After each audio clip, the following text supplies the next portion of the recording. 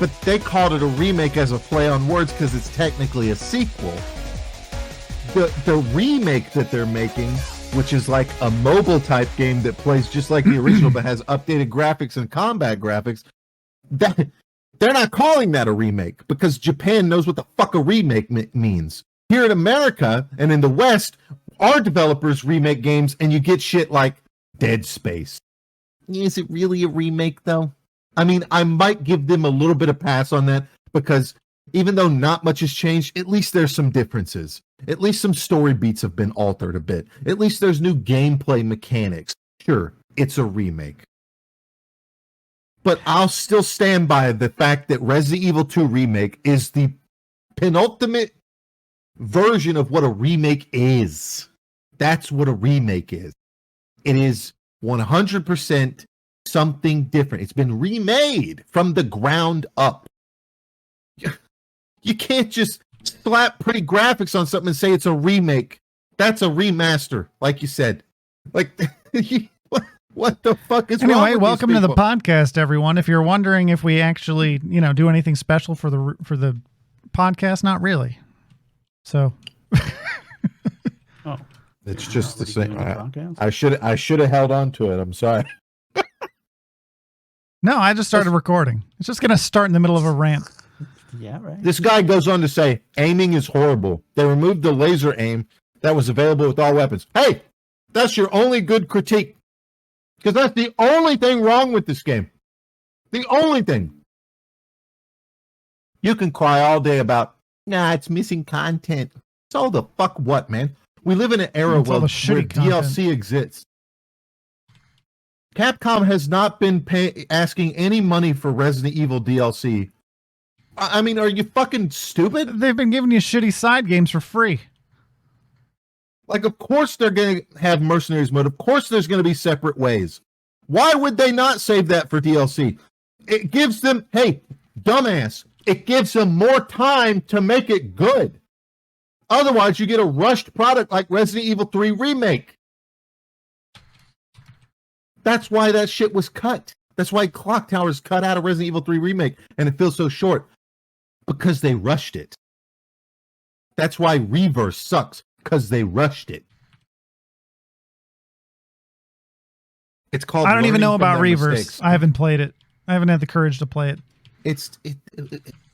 I don't need to play it to know that a fucking arena shooter in the RE engine with some of the characters and you pick up little fucking things and get to turn into tyrants is dumb. It's like they have a group of people at Capcom that's just convinced they can turn every Resident Evil game into a shooter, and they never manage to. All they had to do was do Mercenaries. All they had to do was do co-op Mercenaries like RE5. That's all you gotta do. That's all you gotta do. You want to make a good multiplayer experience for me? Co-op is the answer. Well, they tried it once. Yeah, everyone bitched about Resident Evil 5, and this is what you get. Oh, look, it's like 4, but more 4 than 4. We call it 5. No. I want Ashley Graham following me around. Okay, here's a girl following you that's pretty and she's got a gun and can help you. No! But she's retarded. Oh, yeah, not like Ashley. Yeah, well, Ashley ducks when you aim at her face. Okay, Sheva shoots people. Like, what are you talking about? God, listen to this loser. You can move AI too. is brutally tough and unfair. Remake on standard difficulty is harder than Pro mode in OG. I died 35 times in OG Pro, 75 times in Remake. Stan. Here's the difference. You haven't played this one for 100 hours or whatever yet. This guy's fucking literally stupid.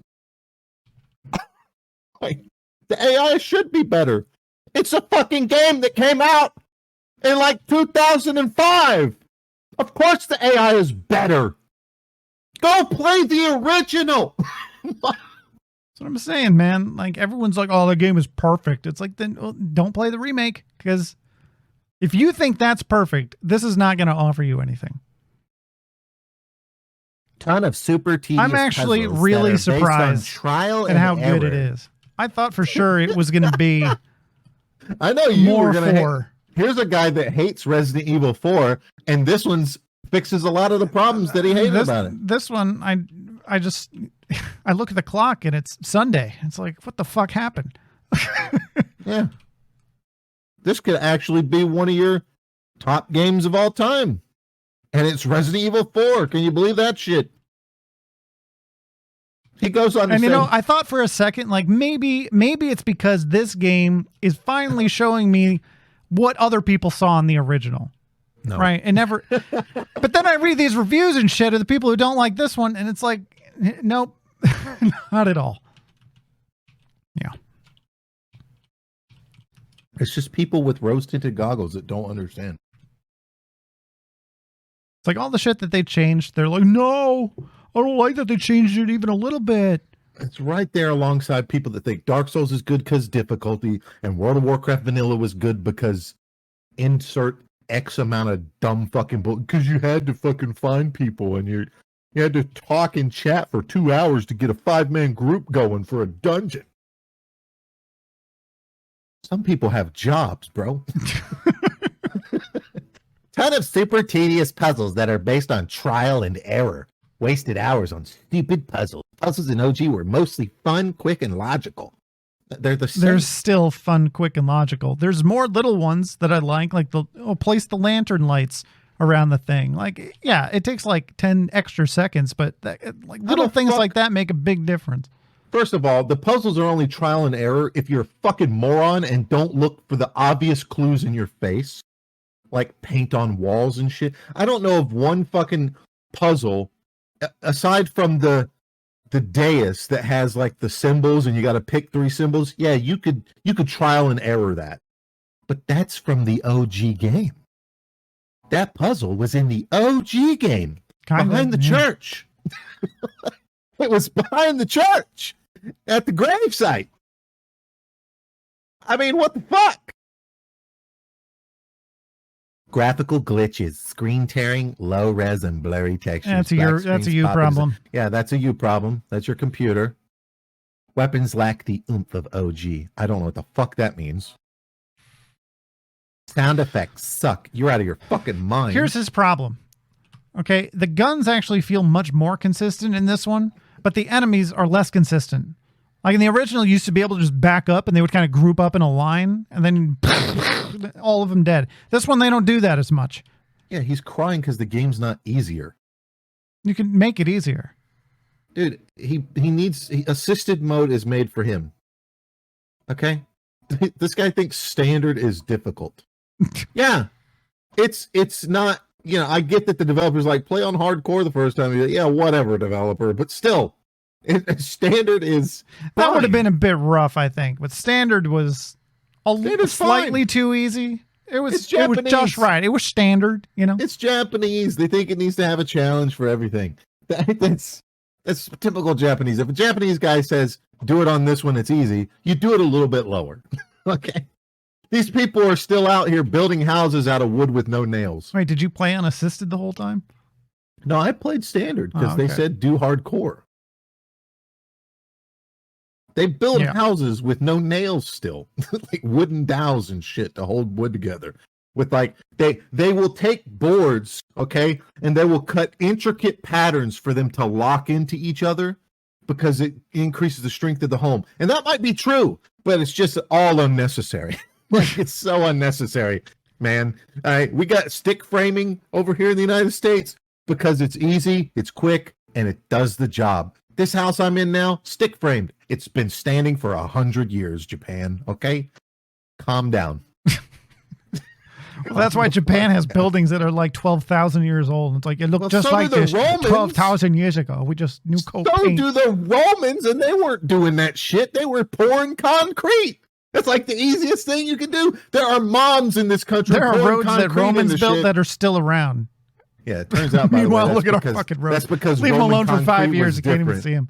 That's because Roman concrete was different. They've they actually put layers of stone and shit. Well, they've learned the secret of Roman concrete. They put this lime shit in it that would form like these bricks inside of the concrete, and when it rains, the rain goes down in the cracks, and it causes this lime to react with the water and heat up, and actually seals those cracks back up. They also use salt water instead of fresh water. But yeah, we're getting to that. You'll start seeing that again. Figure it out one of these days. You'll start seeing people. Too expensive. You'll start no, it's not too expensive. Salt water is more abundant than fresh water, and that lime is nothing special. You'll start seeing Roman concrete being sold in box stores and shit, and it'll become a thing. So, 6,000 years too late. This guy continues on. PC plot, no ballistics. Okay, what the fuck poor voice acting. I mean, it's not the best, but it's passable, you know. Remove Leon's decapitations from OG. The only voice acting I despised was Ada. Her voice definitely acting the was weakest. horrible. Yeah.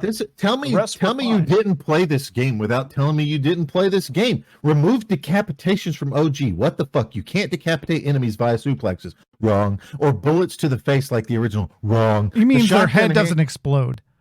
Which really ties into when you used to suplex people, sometimes when you got a crit, their head would explode on the ground. Yeah, it does that. Well, it doesn't explode, but their neck breaks. They make that sound, which is better. I've seen the heads explode. The heads still explode.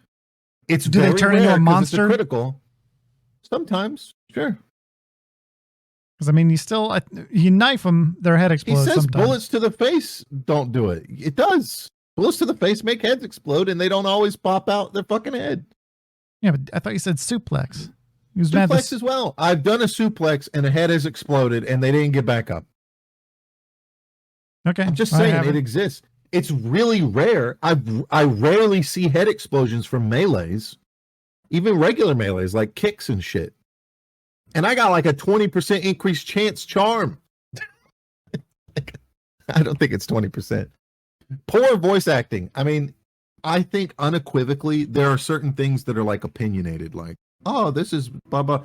But I don't think you can legitimately say poor voice acting. I think that is a really unobjective thing. It's 100% factual that the voice acting is better here. If you think Sadler had a better voice actor back then, you're out of your fucking mind. He's the Nord from fucking Skyrim, and he sounds just like him. I mean, look, here's the difference. All right, this all ties into a bigger theme, which is that bullshit. The original was much more cartoony. Yeah, like Salazar bullshit. Was like a fucking 12-year-old looking kid. His monster form is just comical. Like, it's so bad and cartoony, and it's much more realistic in this one. Thank goodness. All around. Like, yeah, Leon still does a backflip or two, but at least it's not some kind of fucking crazy 9-foot leap bicycle kick. Like, it actually looks like like someone did a backflip in mocap. Like, he tucks and rolls and shit and barely makes it. PC plot. Politically correct plot. Why? Because no ballistics. What is it? I don't know. What there are ballistics, though. I don't know what he means by that. Overtime. You have to lead your shots. No, in the first game, Louise says to Ashley, "See, the president is giving his daughter ballistics, right? Talking about her titties." Overtime or checking out Ashley's bits. The fuck is wrong with you, man? Just go on Reddit and look up Ashley Rule 34. It's there already with the current model. Have fun, bro. Tits fucking jiggle. You don't need to fucking look at a video game character in a fucking video game to get your rocks off anymore. People take those models and immediately put them on porn sites. It's a different era, man. I guarantee you need to grow up. Jiggle in fucking the original. You're 25. This guy said he's been playing games for 25 years. Grow the fuck up, Coomer. I jerk off. You don't see me over here going, get the fucking ass out of it, man. I want to see titties. I don't want to see titties in a game because then I'm just fucking Coomer brained. Do you know how many games there are just for that? Like, come on. Yeah, they exist everywhere now, like fucking hentai games and shit. Like, what are you complaining about? Are you going to mature at any point in your fucking life and be like, yeah, sex isn't everything and I can move on with it? It's not even funny. Ballistics. What are you, fucking 12? Probably. Listen, I'm 100% against the whole woking a game just for it, but that's not what happened here. See, the guys who made this game have matured. That's what happened here. The guys who made this game in 2005 were immature back then, and now they've matured. They have children and possibly grandchildren. And they want to make something that if their children or grandchildren play, they're not fucking embarrassed by it. That's a good metric for everything you do. Think about that every time you just make a big decision. You know, should I do this? Should I post this on Twitter? Well, if my kids found it, grandchildren are going to think about me a certain way. Yeah. Imagine growing up and your mom's an OnlyFans model. Imagine that. What the fuck? Any Coomer would be like, man, if my mom was Mia Khalifa, that'd be awesome. Are you fucking out of your mind? Like Woody Harrelson drying his eyes with the money, right? Like, oh God. I love the campy humor and one-liners from OG. I don't. You're the only one, man. I mean, the OG fucking changed Leon's character. Like, how many times have I said that? Go play the OG. Music is crap, just objectively false. Not a single standout track. Huh? What do you mean, man? Dude, the minecart was great. Dude, play this game once with the original sound and then play it with the remade sound. The remade sound is way fucking better. Way better. Across the board. Of course, if you want the original soundtrack, you need to fork over an extra $10. Oh, God forbid you support the game developers and fork out an extra $10 on a goddamn deluxe edition for a game you've been waiting for fucking 15 years. God fucking forbid. On my second playthrough, I did the original soundtrack, and I never played the first game, but I of the two, I very much enjoyed the remakes soundtrack. Yeah, because it's there you have it, folks. Objectively better. 3 people say so. It's objectively better because back then you're working with different technology for music and shit. Yeah, I get it. It's very nostalgic to hear the save room music or something like that when you go into the save. Yeah. Oh man, RE4 got a good save room. Or I like using it in 2 because the remake music kind of sucked in 2. There really wasn't any. It was all just ambient sounds, kind of, or no music at all. This one, not the case. You need to spend money repairing your knife and body armor. What the fuck? Imagine. Yeah, because in the first one, hear me out on this. Basic item. Hear me out on this. In the original, after you got everything, there was no reason to get money anymore.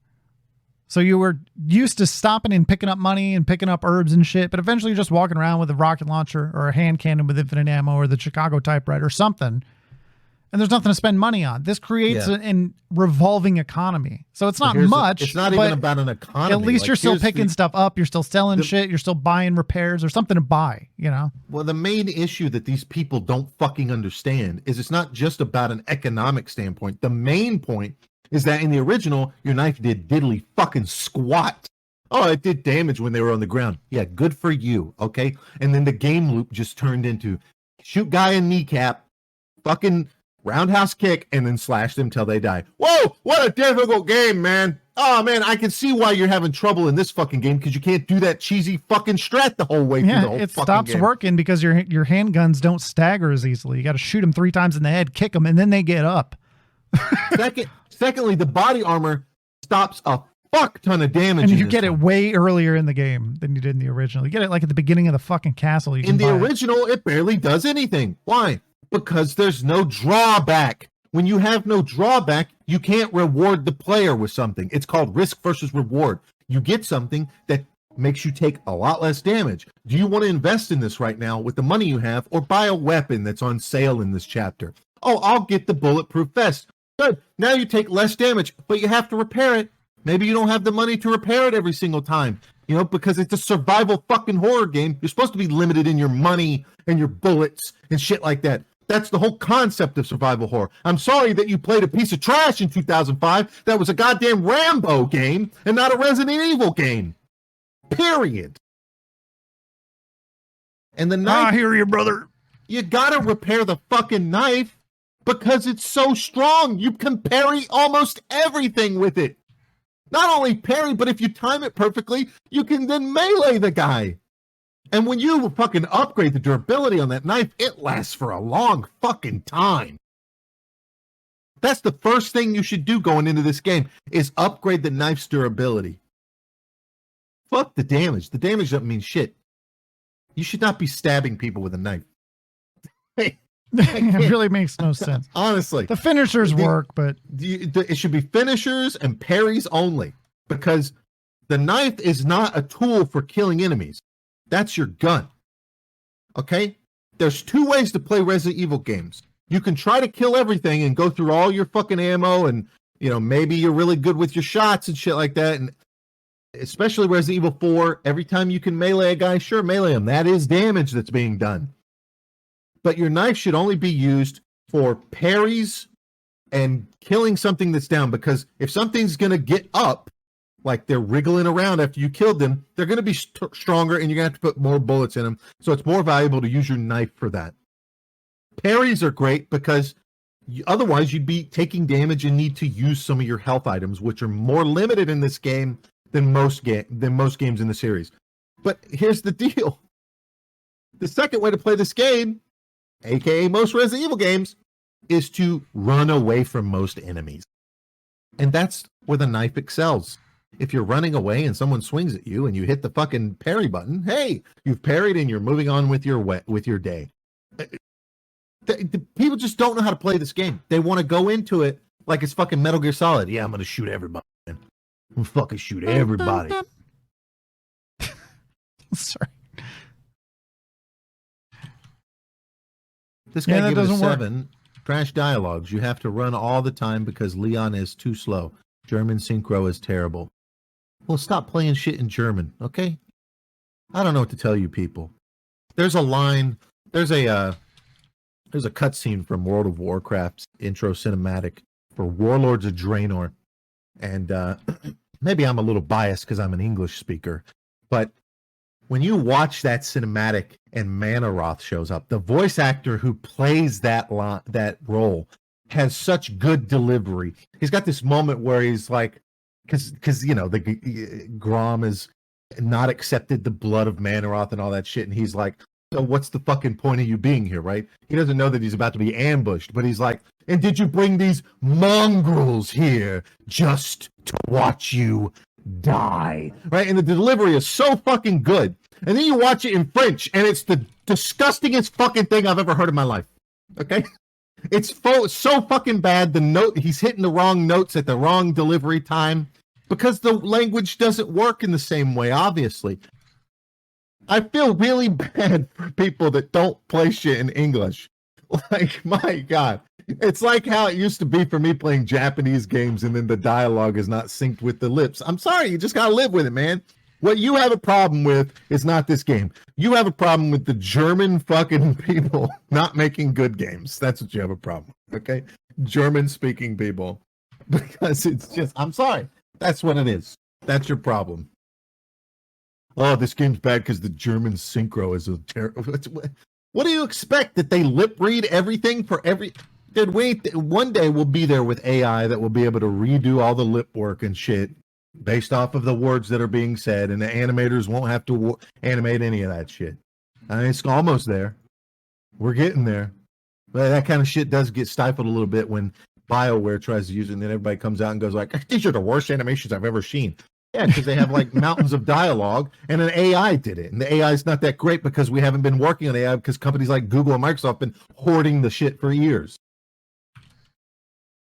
This review contains spoilers. Oh, God, it's not even in English. Get out of my life. Well, that part was, right? That it has spoilers? Dave199 says, really mediocre gameplay and story too much action. Less survival horror, good graphics and atmosphere.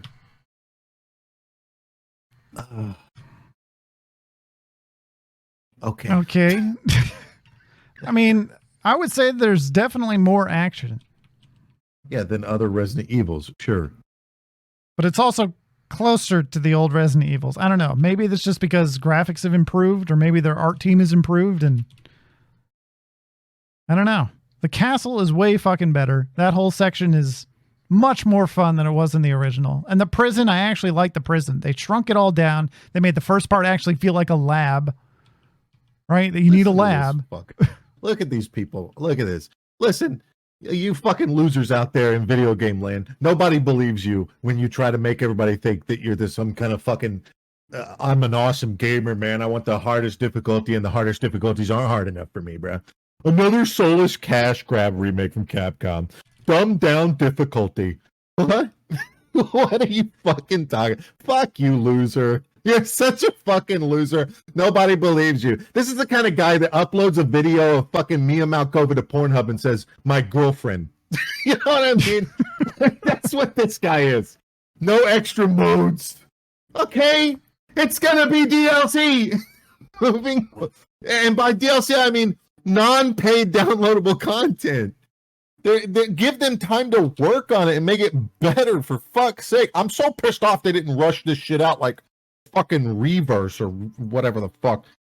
Moving towards an action/COD style gameplay than actual survival horror. Did you play the original? Did you play Call of Duty? You really? This reminds you of Call of Duty? Yeah, you shoot guns. You shoot guns. Basically, just a low effort remake to squeeze money. Low effort. People who never grew up and stopped playing video games. Wait, what the fuck? Bro, your name is Critical Gamer, and you're going to talk about people who never grew up and stopped playing video games? myself. The fuck are you talking about? Knowing that this franchise has lifetime-long fans, it's lifelong fans, but whatever, who will buy it no matter what. They never even polished up the horrid dialogue that sounds like it was written by a child. Yeah, not even polished at all. Exactly Not the same. polished at all. Exactly. I'll give you that some of the dialogue is straight out of the old games. Look, it's way better. It's way better than it used to be. Domination being the fucking they did a really good job of making Leon seem like the older, more cynical Leon without being a fucking idiot like he was in the original. You know, it makes sense if you saw him in Remake 2. Because he talks about how he wasn't really asked. He was kind of told that he had to join whatever Secret Service bullshit that he's in. So he's probably it makes sense for his character now. You couldn't really do that in the old one because 2, he was a piece of cardboard, basically. All right, I'm going to read this one word for word. Dumbest boat I ever righted. Still asking people to ride the boat fight with a boss. Fuck idiot wasting my time. And Ashley, her mom died. I confirm about that. Fuck shit trash. AI. Keep crying whole day and useless as fuck. And keep wasting the player time. I don't know what to say to that. Wait, what? I blacked out. These are the reviews that are giving it negatives on Metacritic. These are the reviews. I haven't seen a serious review yet from some of these people. I mean, this game has some problem, but they're not what these people are saying. Look at this shit. This is the thing that people are doing. This is, when you read this comment, this is the thing that most people are downvoting for. And I'm pretty sure it comes from some fucking Resident Evil YouTuber, and these people are just regurgitating it because it makes no fucking sense when you hear it. This is like brain rot moron shit. Really disappointing. Too much cut content in this game. Especially my favorite boss, U3. What? It's just Resident Evil 3 in a different setting. Same clunky controls, same boring weapon sounds and music. It's just so lame compared to the original. The death scenes are trash. I'm sorry, what? Why is everyone obsessed with it? Don't fucking die. Also, the death scenes are not trash. I died and got my eyes gouged out. An unarmed man hit me to the ground and then stomped my head in 3 times and it exploded the 3rd time. What are you talking about? The blood is too much to fill the screen. Okay. What? And there are no chainsaw decapitations. Yes, there are. Well, you don't actually see it, man. It's fucking people. I mean, instead, he stabs you with the chainsaw, and as you sit there screaming, he's slowly moving it upward through your fucking chest until it pops out of your collarbone. The decapitation's better, because that's what used to happen. How can you say this is like RE3? How can you even... People are doing this. Well, they removed the clock tower in RE3, and then they removed U3 in this game. It's the same! Huh? What? The fuck? I'm pretty sure the 2-hour difference on how this game is shorter by 2 hours than the original is because in the original, you 3 took 2 fucking hours. I'm just saying, there's not a lot missing here. There's barely anything missing here. And in fact, they've expanded on areas. I mean, they took out the stupid Mecha Salazar.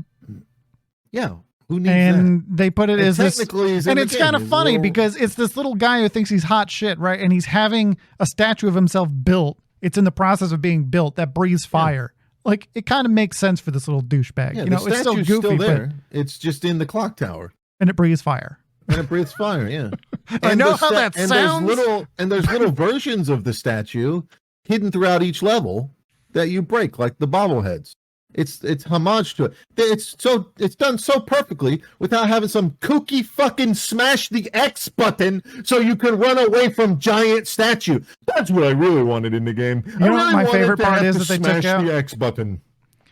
I'm really glad they took out. You remember that room where you would ride this like steampunk monorail thing over to the other side, and you'd open the doors, and there's a room that's full of fucking lava with giant unicorns with dudes riding them on either side that breathe fire on you. And there's like a rotating elevator. Yeah, I remember that trash. Like, what the fuck? You know what they did to replace it? It's just like a little fight room. And you pick up the unicorn things and you stick them on the unicorn statues and little candles light on the inside. Yeah, it's like a homage to the original. Yeah. I mean, this is done so well.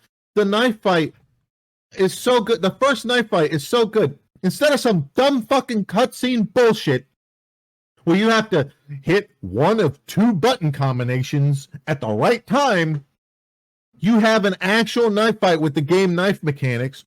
Or you can fucking shoot him if you want, I guess. How can you even say the fucking original is better? What the fuck, man? That doesn't make any sense. I would much rather prefer hokey fucking acting cutscenes where I have to hit the... Oh, I didn't hit the combination right, so I got stabbed in the stomach, and now I got to do that all over again. And that's my favorite part of the game.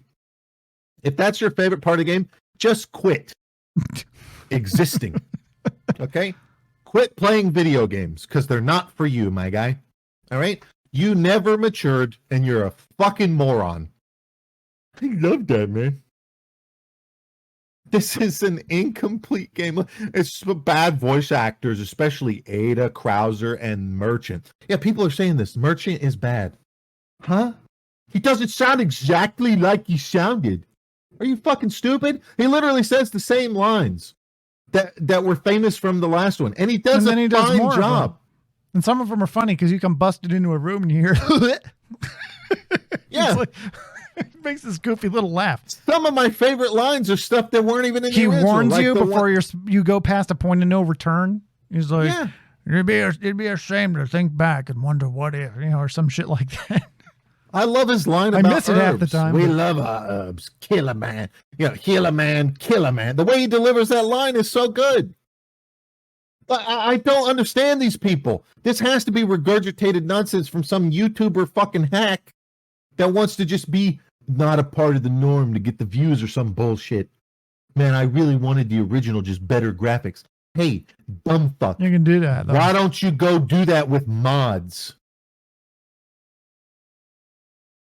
The dialogue is trash. Are you playing this? The original dialogue is trash. Leon's character is very boring and too serious. Dude, he's in the middle of a fucking forest in Spain with people trying to murder him and fucking spaghetti monsters popping out of their head. And you want him to act kooky and whimsical? You're fucking retarded. I don't know what else to say.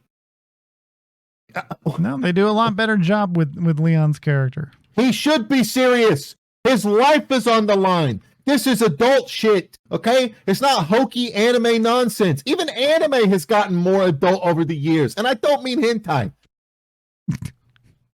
Too many rendering delays, bugs, and a stressful AI. Rendering delays and bugs? Dude, this is computer problems you're having. I'm not experiencing what you're experiencing. I saw someone the other day call RE Engine an outdated engine.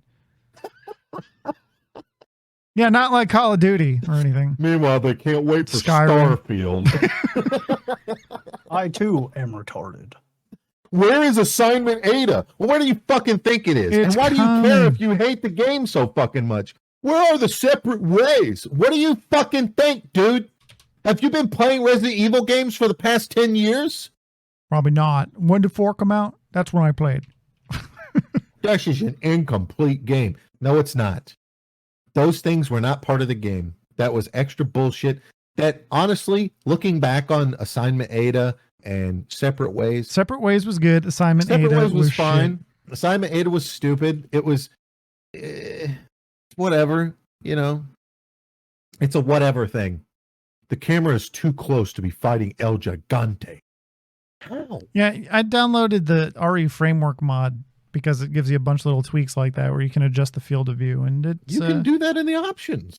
Yeah, You can but this change can do field it. of view in the options. It doesn't really matter when you change that though. Like the I don't maximum think it's an issue. it's really it's don't. pretty bad. They really The should. water visual against Delago is what are you mean?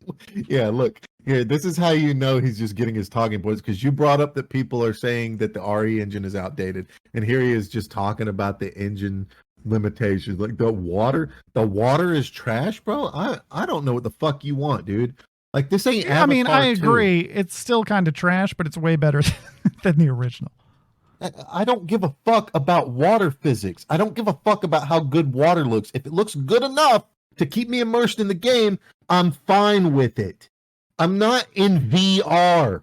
Man, it takes me out of my immersion. Yeah, so does your Coke bottle sitting next to the monitor, you dumb shit. You have to have an acceptable degree of... Does this guy not watch any old shit? Man, remember all them old movies I used to watch that were great? Yeah, the ones that required you to, you know, suspend some disbelief. Just about all of them. Just watch any Steven Seagal movie. You know what I'm talking about. The most stupid thing is that in this game, you can kill Ash. They removed the word woman. Huh? What? What does that even mean? Which makes it nonsense for censorship, and also they cut other iconic words. What do you mean they removed the word woman? In what? That's the end of the review. He doesn't elaborate. What do you mean? Huh? What is it on Steam? Is it overwhelmingly positive? I mean, even with these fucking shit reviews, the game is like a 7.3 audience score. Listen, man, outlets gave this shit a perfect 10 and 100s. GameSpot gave it a 100. Gamer Sky 100. The Gamer 100. Game Pro Germany 93. GameSpew 90. Like there's all these like these people aren't real fans, man. I don't know how you can be a real fan of this and be upset about it, unless you were just intent on being upset from moment one. Because I'll give my review. This game is a 9 out of 10. Easy. It only loses a point because there's a couple things, like I don't like that there's weapon bloom on the crosshair and not every weapon can get the laser sight. You know, I'm not expecting the shotgun to have a laser sight or something like that, but every pistol should have a laser sight on it. I don't give a fuck if the Red 9 it technically can't have a fucking laser adapted to it. I don't give a fuck. It's a video game. Once I get the laser sight, it should be attachable to every fucking pistol. Or just get rid of the bloom altogether. Like, I don't mind the process if you get rid of the bloom. I'd be okay with that because they really nerf the handgun damage when you upgrade the Blacktail and the Red 9. Like, yeah, they're just trying in to the give original, it used to go up to usage. 6.5 on the Red 9. Yeah, but that's an issue with the original where they do that stuff back in the day with games, and still to some degree today, where for some fucking reason, like, oh, we have to balance these guns, and these guns are this way, and this gun. Just make all the guns like they would be in real life, effective at killing things. There's no damage value on bullets necessarily. You shoot them in the head, they die. Like, it should just be about the guns should have little quirks. Like the compact the only thing the compact does different is that it takes up less space in the inventory.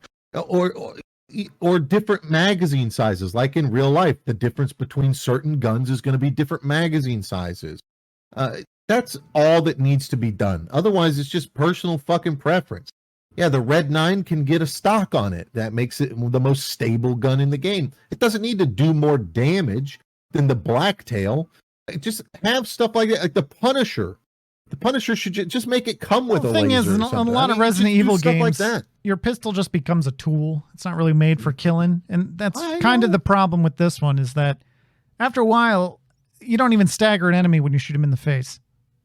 So it doesn't even work for what it's supposed to do. So at that point, it's like, well, what do I do? Do I go for the crit chance, or do I go for raw damage? Well, they do things like the Punisher has piercing, and I choose that over the Red 9 simply because this is the real issue for me. I do not like the crosshair over the laser, because when you get the laser, it takes out the bloom. And every time you shoot your shot, it goes exactly where that fucking laser dot is. And that's more important to me than maximum damage, because if I want maximum damage, I'll just pull out my fucking sniper.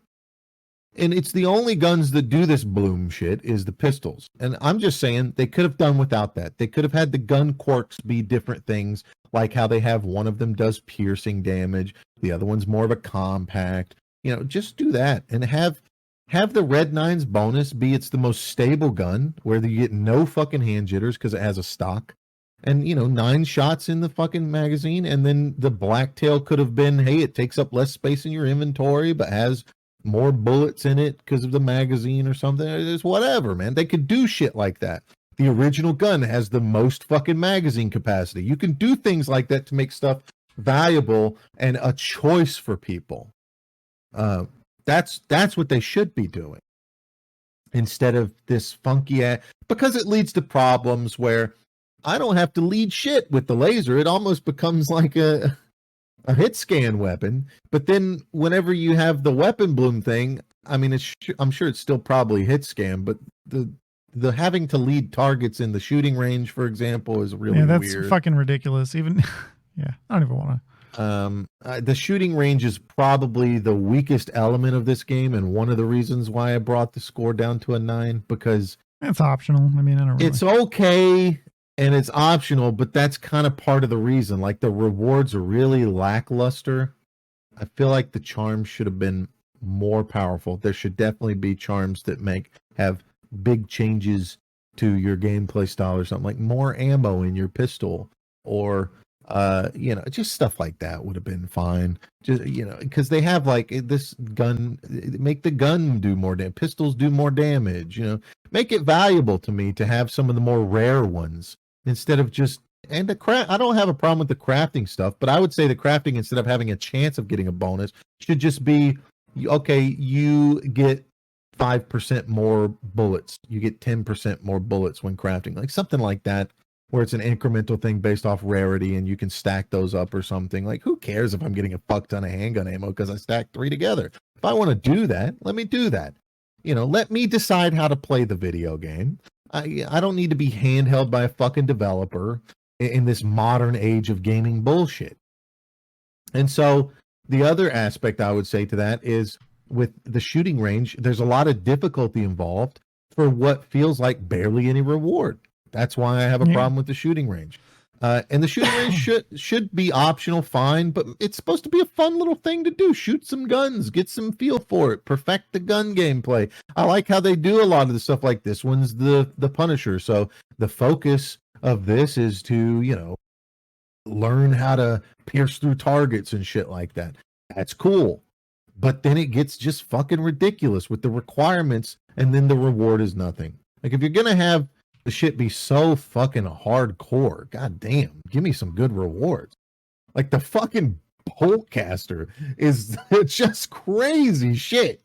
The speed at which those fucking bolts fly is so fucking slow, and you got to lead so it's much. A 1 second lead for a target that's 4 feet away. I mean, honestly, the bolt caster, I'm not exaggerating. It should have been like a 1A, 1B type situation, and it should have been a really easy one to do. The bolt caster should not have been a late game, oh man, you got to be really good with this weapon. Nobody uses the boltcaster unless they're putting fucking mines on it anyways, which is another negative in this game. The boltcaster without mines on it should have been one-shot kills to the head if the enemy doesn't know you're there. It should have been the stealth weapon. If you're going to put stealth in the game, which I understand, there's people that don't like the stealth element, fine, don't use it. But some people like the stealth element. I used it once or twice and then really didn't go back to it again. I understand that you could probably focus on it and try to really stealth the whole area to some degree. I mean, it's not crazy levels of stealth, but you know, you might get 1 or 2 kills off with it. But if you had the boltcaster do an actual one-shot, you need to increase your speed considerably while stealth in order for it to be fun. Well, for melee I really don't kills, like sure, but I'm just saying the boltcaster should have been the stealth weapon, and you just limit it by saying you can only carry 6 fucking bolts or something. I don't know. Make the boltcaster slower to reload instead of having a bunch. It's really weird to have this slow this thing that only loads 3 shots and then it takes more than 3 shots to kill something. Like the whole point of having a bow or a crossbow in a game typically is that it's silent and very deadly, but there's a lot of drop to it. That's the give and take, right? There's a lot of drop to the shot, so you got to be more skilled with it. And it takes a long time to reload. Those are the give and takes, which you have to have in a game dynamic. It doesn't make any sense that they think, oh, it's silent and it takes like, who cares if it's fucking silent? If I got to shoot the guy in the back of the head 4 fucking times, he's already yelled Mateo and everybody's coming. They're all named Mateo. I'm just, you know, but those are my only complaints about this game. There's no problems graphically. I don't have a problem with any of the graphics in this game. I think if you have a problem with graphics in this game, you need to grow the fuck up. You got a serious issue with yourself. Are people, is that really what people are complaining about? I haven't seen people complain about the graphics. Like I read with that review about the water and shit. Who fucking cares? The water looks good enough. You gotta come away from that shit. It looks better than the original. You have a right? mental disorder if that's a problem for you. If you have if it's a problem for you that the water isn't fucking amazing, you have a mental problem. You have a mental disorder. That's all I could fucking imagine is like you have conditioned yourself to think that that's what matters the most. And who fucking cares? We play video games today that look like shit. Like fucking Phasmophobia looks like shit. And it's one of the most popular games out there because the gameplay loop is fun. It doesn't matter what the fuck I mean, is this guy just swearing off games like Phasmophobia, or is he a dishonest cunt who's letting Phasmophobia have a pass with their noodle arms and people wonky get so bullshit, butthurt. but then giving this game a negative score because the water doesn't look fucking Avatar 2 level, man. I saw Avatar 2 and I was like, wow, look at that water, and now everything's got to look like that. Meanwhile, he's over here fucking jerking himself off with his friend in a closet while the fucking ghost hunts him or some shit. Just giving it a pass. Yeah. I mean, I'm assuming maybe he doesn't like Phasmophobia because the graphic. In which case, you're a snobby person. You're like a fucking rich person. Like, I only eat the caviar because it's the best tasting of the egg. Nah. I will not eat a California roll because it's not actually from Japan. I prefer nigiri. Whoa. Say that again. He's saying the N-word over there. I'm just saying. I think it's pretty stupid complaint to have. Everything else is pretty good. I mean, this fixes a lot of the problems I have with Resident Evil 4. Mainly that it doesn't feel like a Resident Evil game. It feels like an action game. This fixes a lot of that. And, you know, there's some things that it could do without that are just homages. They're like, there's a lot of stuff they kept in the game that they probably didn't need to or shouldn't have, in my opinion, but they did for the fans. You know, they obviously did that kind of stuff for like the roundhouse kicking and shit like that, and the suplex. It's fucking over the top shit, and they kept it in because the fans. So they clearly give a fuck. If you're a fan of this game series and you go into this and you say that this is a crap com trying to just make money, you're a dishonest fucking cunt because they clearly did a lot of shit. They're all trying to make money. I don't know why people use that as an argument. Well, they have to make money to make the next one. These assholes are trying to make money by making the shittiest game possible. Yeah, that's not what they're doing. These are Japanese people we're talking about, okay? They'll commit seppuku if the game fails. Factual. Yeah, they take that shit seriously, dude. People like you are killing Japanese people every day. Murderer. Murder. I don't know. That's all I got to say about Resident Evil. I'll let you guys say the rest because, I mean, everything else is just great. It's like Resident Evil 2, but longer with good set pieces, and the gameplay is great. And I've given my only complaints to it. It's 9 out of 10. It's contender for Game of the Year up there with Hogwarts Legacy, and we'll see about anything else. All right, Monty, you go next. What? About what? Your Resident Evil 4 review from someone who never played the original. I avoided the original because okay, the people don't. People don't. I avoided the original because I was a diehard fan of the fixed cameras, and I just wasn't. I didn't buy into the whole over-the-shoulder thing.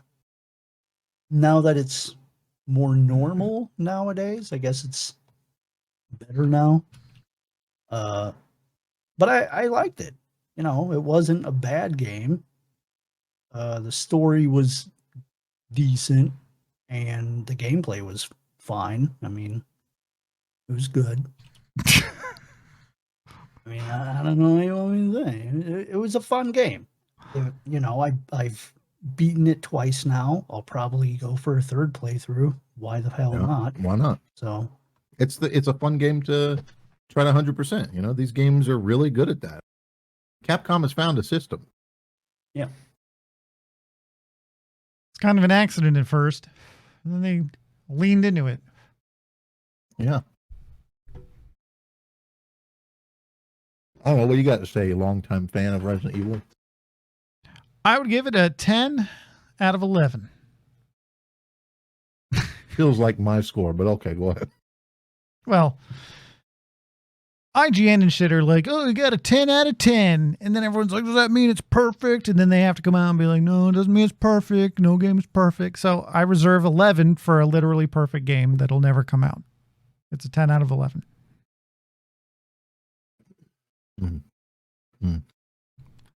So good, I'm playing it right now. Professional. Breaking his own rules on the podcast. Yeah, well, there's a lot of shit I wanted to say and I didn't want to forget. So overall, they do a lot better job with the pacing. Like the first one seems like you spend a lot of time in the village, and then you get put in this weird castle / red carpeted plastered walled home thing. Like the weirdest fucking set in a Resident Evil game is that castle. Now it actually feels like a castle. And then you're there for a while, and then they bring you kind of to the mines and the lab with Luis. So there's someone else there shooting things, and they did it the right way. They did it like they did in Revelations, where you have a partner who can't die but doesn't really do any damage. And I'm fine with that. He just acts as a distraction. You don't have to fucking babysit him. So that was cool. And then the island section, they brought back Helicopter Mike, and you're right, it is a southern accent. I think I tuned him out after he said his name. He's like, hi, my name is Matt, over that radio. So that's why I thought it was still a New York accent. I don't know, whatever. Intercom. He didn't need to be in it. Attached to his helicopter. It's just, it's not fun, that part. Well, I guess I'll get to that. But they make the island actually feel more like a lab and less like Guantanamo Bay. Like it's not really fun to be there in the fourth one, but yeah, I noticed that. That was pretty interesting. You get to see like all the beginnings of the Plagas research. Yeah, and they go into all that shit. You still ride a jet ski at the end. So it's still not a fan of that, but it's quick, it's easy, doesn't really get in the way. So let's see. Gameplay, of course, I wish that there was an infinite knife, and there is one. You just have to unlock it. But I like the new knife mechanic shit because it kind of keeps you a reason to keep picking shit up. Because Resident Evil 4 really turned into an arcade shooter once you got like infinite ammo on stuff, or just too much ammo on stuff. Because then you would just run through the game and not pick anything up. There was no reason to spend money. You can't store shit. So If you have everything you need in your inventory, then you're kind of all good. So by making, knives have durability and your vest have durability, they kind of keep that economy flowing and gives you a reason to pick shit up and actually play the game and not just murder everything. The guns feel good. I kind of wish there was a laser on everything, even though I wasn't really a fan of the laser when the original first came out. For the same reason, the crosshair thing. They tried to bring that Resident Evil 2 kind of thing into it, where if you sit still and don't move, it shrinks down.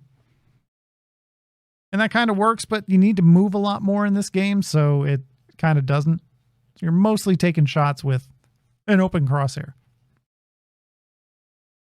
It's mostly fine. The shotguns are good. I'm glad they made the riot gun the way to go, and not the striker, because the striker sucks.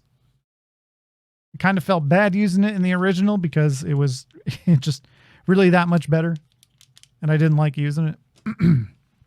But in this one, the riot gun's good. Pops hedge consistently. Got a good spread.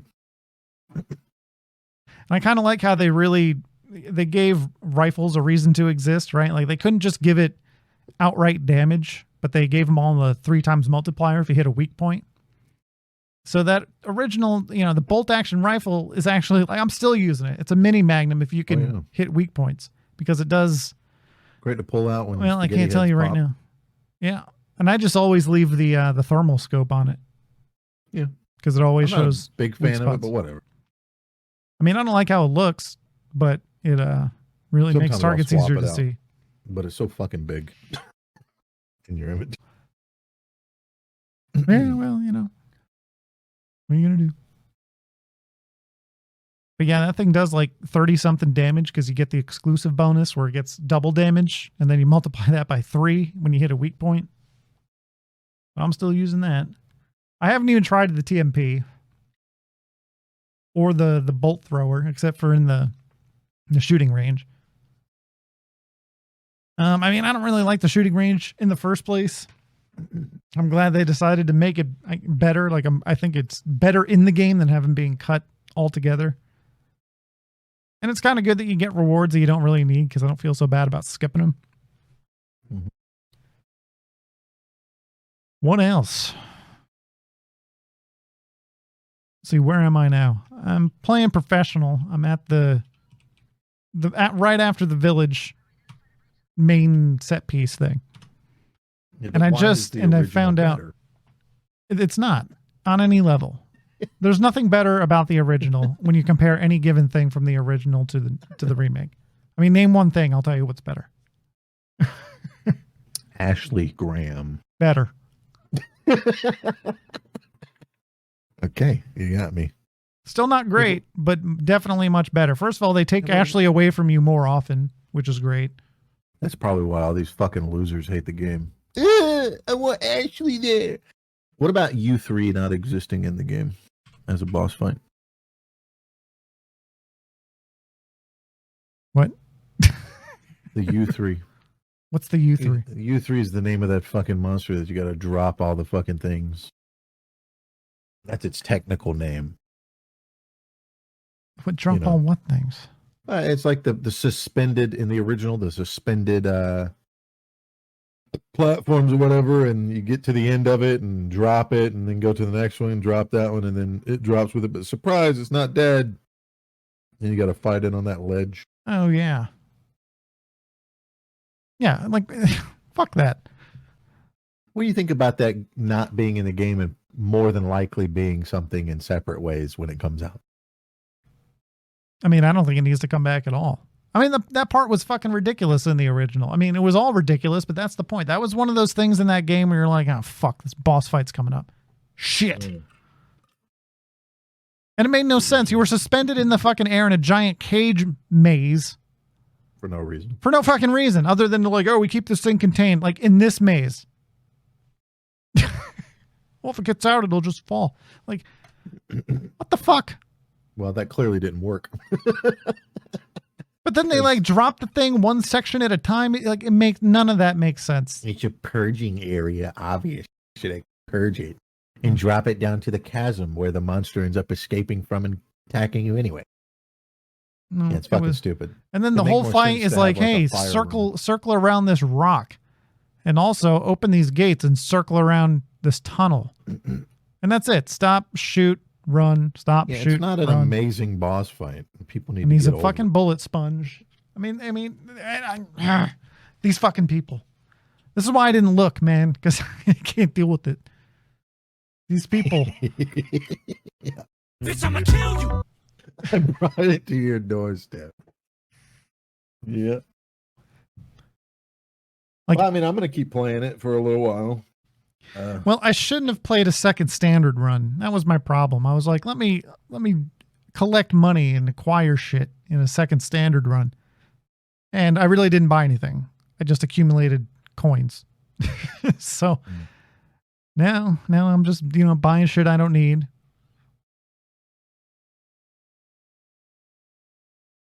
But eventually, because we can store weapons, I'm going to have one of every weapon. I can't wait to accumulate everything and forget how the game is played and then go back and try to get an S+ run. Professional with no bonus weapons. But I don't know. I forget. See, even I get confused. I don't know if you can use bonus weapons to get an S+ run. I think you can't use bonus weapons to get the hand cannon, but then you can use the hand cannon. Whatever. So the weapons, I think they did a really good job of kind of keeping the same strengths and weaknesses that they all had in the original without ruining some of them. It looks like they took the damage of everything and kind of scaled it down so that the Red 9 isn't like the must pick anymore. And the bolt action only does more damage if you hit a weak point and all that stuff. TMP I can't really speak to because what's the point? The TMP, if it doesn't fucking stun in one hit, then what's the fucking point of using it? Yeah. Because they give you ammo for it all over the place. Yeah, the TMP is really one of those problems with old games. It's really one of those things where it shows the failure of old games that are clearly superior to modern product. And you kind of see this in the video game regression where, you have the early 2000s and the 90s where games just, they're nostalgic and they were good to some degree, but there were a lot of stupid decisions like the TMP existing when you had oh, you want a TMP? Well, why would I want that when I have a pistol, a shotgun, and a sniper rifle that all do the things that I need them to do? What's the fucking point of a TMP? I don't need room clear. That's what the shotgun's for. I can alternate between that and the pistol, and the sniper rifle takes out enemies from range or deals with high damage situations. Maybe a hand cannon to put a boss down really quickly. Sure, all right. But the TMP is just fucking useless. It's blatantly useless, and there's a way to fix it to where it's not useless, but they didn't do that, and here they didn't do it as well because they're basically just putting it in because it existed in the old game. You see games like Call of Duty make this mistake where there's this stupid balancing act with guns that just really shouldn't exist. It should just, if I want a TMP, it should be on par with all the other automatic weapons. And the benefit should be that I have more bullets in the magazine. That's the prime benefit of any gun with large magazines. People do not buy large magazines just because. They buy large magazines for a situation where they don't want to have to reload often. So if you buy a drum for a shotgun, for example, the point of that is more shots down range before I have to reload. And it's still a shotgun. It's still going to perform just as well as a Remington or something like that, like a pump action or a double barrel, with the difference, of course, being that my shotgun's better because I don't have to reload as often. That's the benefit. So if you want to have a benefit in a video game, when it comes to something like that, well, it should still, you don't have to counterbalance it with inaccuracy, because then all you've done is weakened the gun. If the whole point of the gun is it has more bullets, but then it also is more or less accurate than the other guns, well, what's the fucking point of me taking it? Who gives a fuck when accuracy matters the most? It's a survival shooter game. It's not fucking Call of Duty. Call of Duty at least can get away with it a little bit because, you're supposed to be blasting people downrange. Not necessarily in multiplayer because every bullet counts when DPS is a factor for time to kill. But in like a PvE situation, if there was like a single player mode for Call of Duty, yeah, all the guns have different variabilities to them because whatever, fun, excitement, yeah. But in a game like Resident Evil, like, oh man, you get 60 shots in the TMP. Oh, that's cool. That means I don't have to carry around an ammunition slot, and I can carry 60 bullets that would normally take up a pistol. For a pistol, it'd take up, whatever's in the magazine plus 50 bullets on this stack, and then what, probably not 10 bullets here because of the loaded magazine, but still, the point still stands with the TMP. I'm not wasting a fucking inventory space for those extra 50 bullets that aren't in my pistol. So the idea should be that that's the whole point behind it. That's why I would want to bring that over a pistol. And, you could say that the benefit there, you got to have some kind of give and take. Yeah, true. You could do that in the form of damage, but making some kind of arbitrary accuracy thing never feels good to a player, I don't think. Like, it just, because I'm aiming the gun and then the character's waving all around, that never feels good in a video game. I know it's trying to simulate real life. It's not like that in real life, man. I mean, you have your own inaccuracies when you're trying to aim at shit. If you just grab your phone or some object and hold it up with one hand, you'll see how your hand kind of has some jitters. But when you grab it with your other hand, that kind of goes away quite a bit. Having a second hand steady your weapon, you're gonna barely have jitters. And then if you include a stock in that situation, that's the whole point of a stock, is it cuts down even further on any kind of jitters. And at that point, the level of twitch that you have in your hand isn't going to matter unless you're trying to make a shot at like 200, 300 meters with that weapon. And that's when like breathing and shit like that comes into play, when you're like shooting far shots with any weapon, even a rifle. But with a TMP and a pistol, the ranges you're looking at aren't those ranges. You're looking at sub 100 meter ranges. And it's not going to matter how much, you're not going to sway enough to make it feel like the shit. Like this game, the amount of sway is crazy, dude. It's fucking crazy. Like, it's just like, what is he on fucking speed or something? Like, what is going on there? It doesn't make any sense. So you can have the bullets do a little bit less damage if you want to do your damage thing and your give and takes in that regard.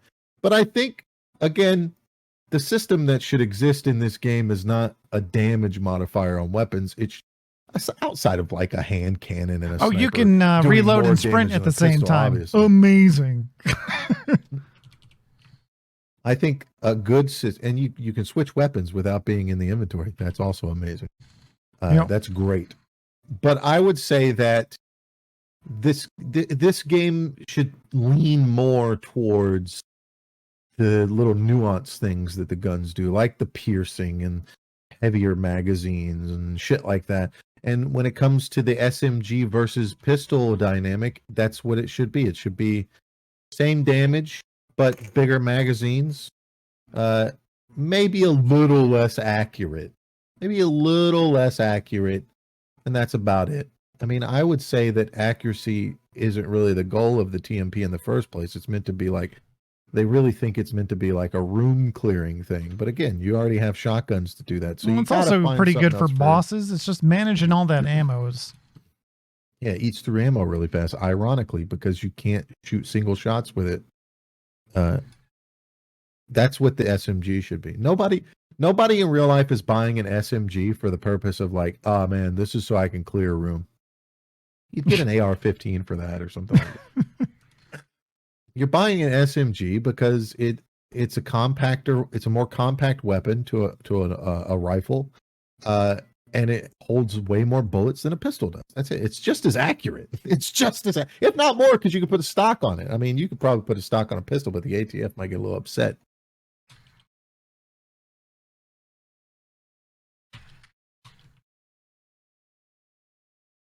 Yeah. So anyway, I guess that's it for Resident Evil.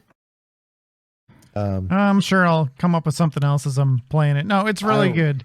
I really hope they. And I'm remake surprised 5. that I like it this much. Like, this might be the best remake from them so far, and it's from the game I probably like the least. Yeah, that's impressive. I agree with that because the limitation of Resident Evil 2 remake is locations. Yeah, you go underground and into a sewer in a laboratory, but it feels very confined. This one feels like different. Like you start off in that village and it's very drab and it's very dark and kind of spooky, and then you end up in the castle. And it's like, this is fucking cool. Is it that it's similar to the same vibe as Village, where you're out in that shitty, shoddy village and you go into the castle. Yeah, after playing this, there's really no reason to play Village ever again after playing this. Yeah, absolutely. I agree. And then eventually you end up in some old laboratory. The best part about Village was the castle, because they had a castle that was actually kind of a castle. But now this has a better castle. Yeah. So I agree. I guess it's all about the castle. And more diversity in enemies and just interesting shit all around. Whereas Resident Evil 2 Remake really just had a couple types of enemies. You had your zombie, and then you had you had your dogs, and you had your lurkers or whatever. Why am I saying lurkers? That's lickers. Lurkers is StarCraft, sorry.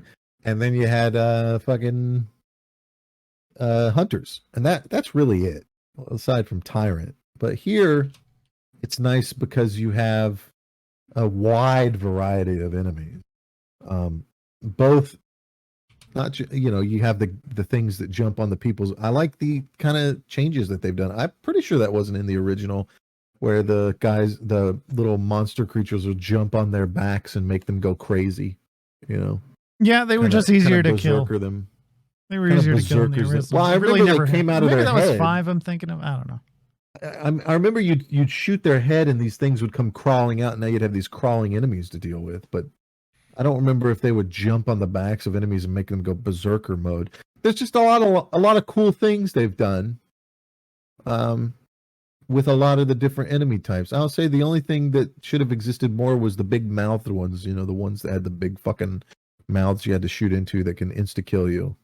You wanted more of those?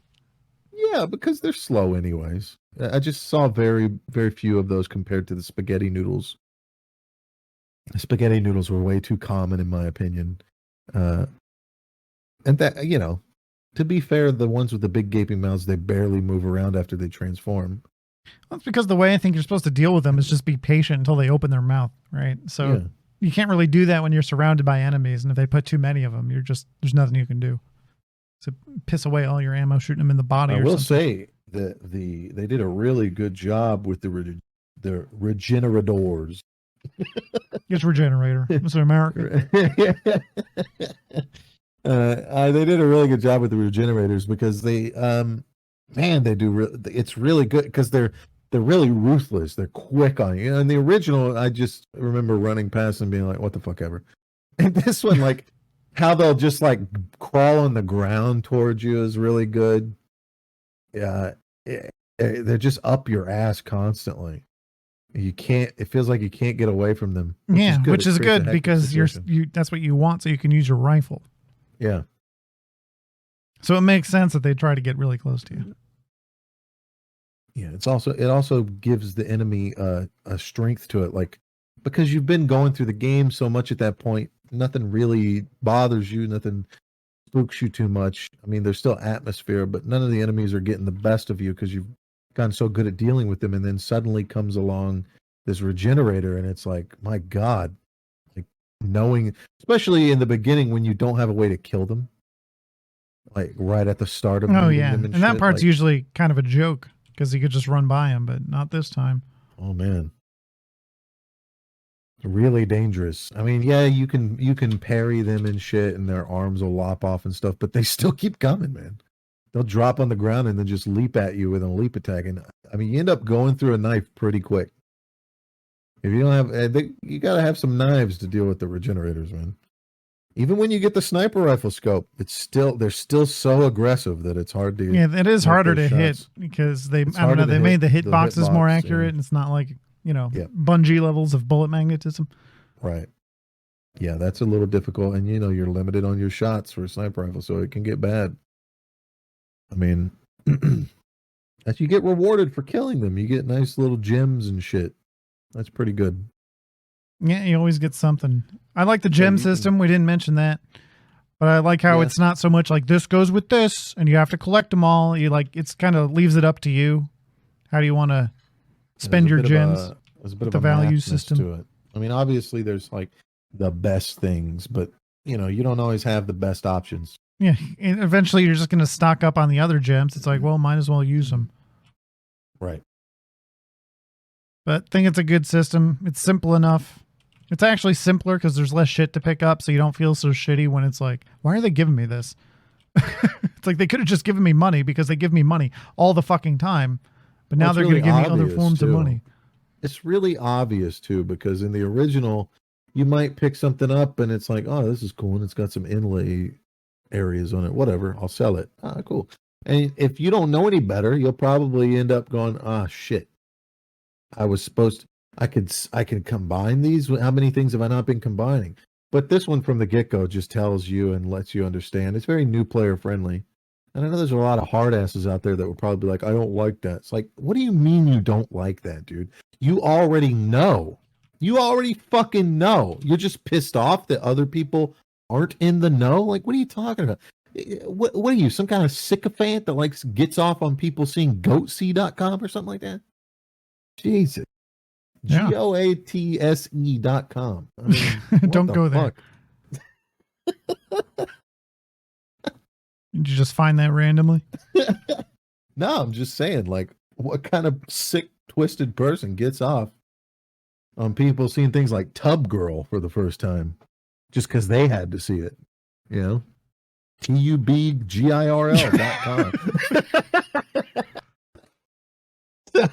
Whatever. I think we've talked enough about Resident Evil 4 extensively. I think we've talked about it for about an hour. Well, I mean, what else is there to talk about, really? Well, you know, fucking Diablo 4, and people are treating it like it's something that it isn't. And that's really weird.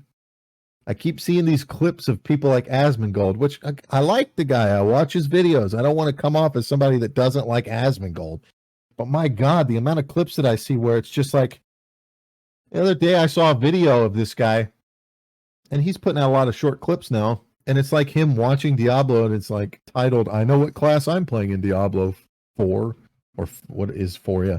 All of them. And it's a barbarian, and he's like, look at this crit, and the barbarian crits for 300,000. And I'm just sitting here thinking, what like, does that mean if you don't know the relative to what? Dude, my fucking Demon Hunter in Diablo 3 crits for like 6 mil. I mean, it gets up to like 20 mil and shit for people. What are you? Has this guy played Diablo before? I don't know. People keep talking about this game like it's supposed to be an MMO. Like, man, look at the DPS on this fucking assassin, and he's just getting like 3,000 damage per second. Like, what the fuck are you talking about, man? This is Diablo. That's nothing. Those are rookie numbers, man. These people are out here playing a beta and like treating it like it's the finalized game and there's any value to take away from it. Listen, let me help you people understand something. Diablo is not an MMO. I know that they're doing like some kind of instant shit and there's a little bit of open world aspect where you'll run into players outside of instancing and be able to do like raid bosses and shit, whatever the fuck that means. That's not what this game is. That's just a little quirk they're adding in to get a little bit of loot here, Ren. Here's what that's going to be. You're going to be playing with your friends. You're going to go into a non-instanced area where there's going to be a couple other losers running around. Some big-ass fucking boss is going to be in the middle of a map somewhere. The map's going to be pointing for you to go there. And you're going to ignore it because you've killed it 6 fucking times and you're trying to get to the story with your friends again. Or you're going to go up to it because it's your first, second, third time. You're going to fight the thing for an incredibly unnecessary amount of fucking time just to see maybe some loot drop for you that you want to get. And you're either going to disenchant it or you're going to fucking equip it for 5 levels. That's all it's going to be. And you're never going to see those people again. It's not some game. It's not a game changer. Okay, the benefit to Diablo 4 being so interesting is some of the mechanics they're adding and like the whole discoverability that was made popular by games like Elden Ring and shit like that in recent times. I mean, that's existed in other games, but it never got the credit that it deserved until now. Like people don't understand the reason why you like Elden Ring is the same reason why you should like Dark Souls, because discoverability, exploration, and interest. Like it's really nice to be able to look somewhere and then eventually go there. Yeah, and they actually do that in Resident Evil 4 too. I mean, I wanted to mention that. Very Dark Soulsy see shit. The castle it doesn't. the The GameCube version felt like you were walking into a crater that they've populated with. Here's building A and building B. No personality, just boop, plop you in an arena. I agree. I had a lot of times that I felt like I was playing a Dark Souls game because Resident Evil's got that kind of Japanesey music to it, and it's got that similar to Dark Souls kind of sounding music and atmosphere to it. So there's a couple of times where I was like, man, I want to play Dark Souls. That's why I like Dark Souls. Big RPG Resident Evil with swords. And a lot of bullshit. And a lot of bullshit. It's really just if you take the Spencer Mansion and expand it, you have Dark Souls. I gotta say, if these people, man, if you think that Diablo 4 is going to be anything other than Diablo 3 with new shit, you're out of your fucking mind. This is not a game changer. There's nothing they've announced that's major beyond Diablo 3. You get a mount. There's some discoverability dungeons that aren't just in your face. They're kind of like there. Okay, it's still going to be based off of a storyline that you're going to run multiple times on different difficulties to get loot, and there's going to be they've already resolved the whole system. They're going to use what they were using with seasonal content to come over. It's not going to be some game-changing video game that takes up years of your life unless you're one of those people that somehow commits themselves to one single game for an X period of time, and this is the one you've been waiting for. That niche already. Okay, if that's you, fine, great, good for you. But the average person, you're going to play this for a couple weeks and be done with it. Some people are going to play it for a couple months and be done with it. And most people like us are going to play it for a little bit, stop, come back to it again. Just shit like that. That's what it's going to be. This is not a game changer. So stop treating it like it's a fucking MMO, people. Speaking of MMOs, by the way. World of Warcraft. Blizzard's actually out here making World of Warcraft good. I don't believe you. Again. Good again. It's Ma'a making Azeroth great again. MAGA. You can do it that way. I don't know. So one of the problems that people have with you get this thing with like the old classic of you think you do but you don't, and all these gamers are like, well, we do. It's like, yeah, but you don't. Like, you really don't. When Wrath of the Lich King came out, classic, they took out the group finder, and people don't like that. People don't like that, and of course they don't like that. Group finder is a good thing. That's why it's so popular in retail. Only the Blizzard community would fucking bitch and moan about quality of life features. Take it out. It's a quality of life feature.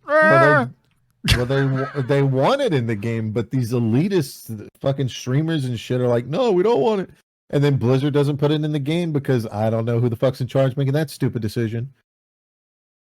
But I gotta say, like, I got a little glint of like possibility in my eye with what's gone on lately. Of course, Chris Metzen has come back to work on World of Warcraft. He's the guy that, he's the lore master. He's the Tolkien of World of Warcraft. So that's really nice. Because the direction of the storyline has kind of gone in a weird direction since he left. I don't know how much he laid out or whether it was bullet points or what, but something that people don't understand and what made Vanilla WoW really good. It's not what they think it is. It's not that you had to sit for 2 hours to have a fucking conversation with some hey man, we need one more fucking person, man. We got 3 rogues sitting here and we just need that fucking healer.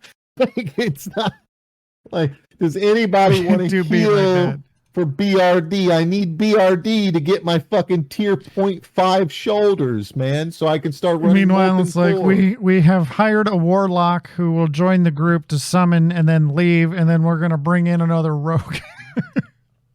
We've been sitting here for 3 hours. We can get you here in 5 seconds. Just please, for the love of Christ. I've already got a mage that made me a bunch of water in my bags. I'm carrying it for the healer. Like, dude, I swear to God, like, that nobody wanted that. Like, it might seem good to you because you didn't have a job and you had nothing else to do with your fucking day but sit at that fucking computer. Like, I don't get it. I don't know how I did it. sitting on a fucking bridge in Ironforge for 6 hours. My God. I mean, at its peak of Good vanilla, times. at the peak of vanilla, doing Nax 40 in a progression guild on our server, that was one of the top guilds. It was the top alliance guild, and the other top guild was a horde guild. I mean, I'm one of 3 people on our server that had the Claymore of Unholy Might and took that shit into arenas in the pre-patch and just dominated people before any of that talent changes, or not talent changes went through, but before a lot of the I mean, because it's always a little underbalanced and overpowered in those situations. We would just fucking wreck people. Me and my paladin buddy, Ghost Hog, would just wreck people because me and him had the Claymore of Unholy Might. The only person that had it was a horde character beyond the 2 of us. And, you know, my daily routine was wake up. Rum Tum Tubers. How many times are you going to hear this story? Yeah. Wake up, get on my computer, go to the raid, go to the fucking raid. Hope I'm not having lag issues or anything like that. Sit in a raid for 4 to 6 hours, you know, clearing the whole raid, clearing old raids, clearing the whole raid for Nax. This is every day. If we weren't clearing an old raid and then going to, it was like, okay, let's do Molten Core. Boom, we knocked out Molten Core for whatever, or Blackwing Lair for whatever, fine, or AQ for whatever. Zul'Garub, Zulaman, whatever the fuck was on the table. I don't think Zulaman was out until BC or something, but whatever was on the table. And then we go, bam, okay, let's go to fucking Nax and clear a wing, to clear the Plague Wing. And that shit took forever back then, man. Like, killing trash was so... I'd fall asleep. Okay, because I was a warrior, so I'd be falling asleep because I'd barely got any sleep the night before, because after the raid's over, I got 100 golden armor repairs. And that was hard as fuck to make 100 gold back then. I'd spend the whole rest of the day trying to farming out the materials. I need Rum Tum Tubers, Shadow Protection Potions, regular potions, Grave Moss, that kind of shit. And then I'd have to get on my friend's rogue just to go to Fellwood and grind out for Fellcloth drops that I could sell in the auction house for a pretty penny, just so I'd have enough fucking gold to repair all my gear to do that shit again the next day. That was it. No alarm clocks, nothing. Sleep for 4 hours, wake up, do it again. That was it, man. Does that sound fun? Fuck no. It doesn't sound fun.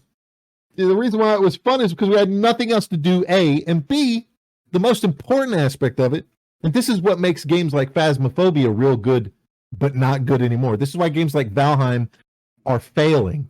You can say all you want, Valheim was good, I liked it. The way you think its fucking player base is right now.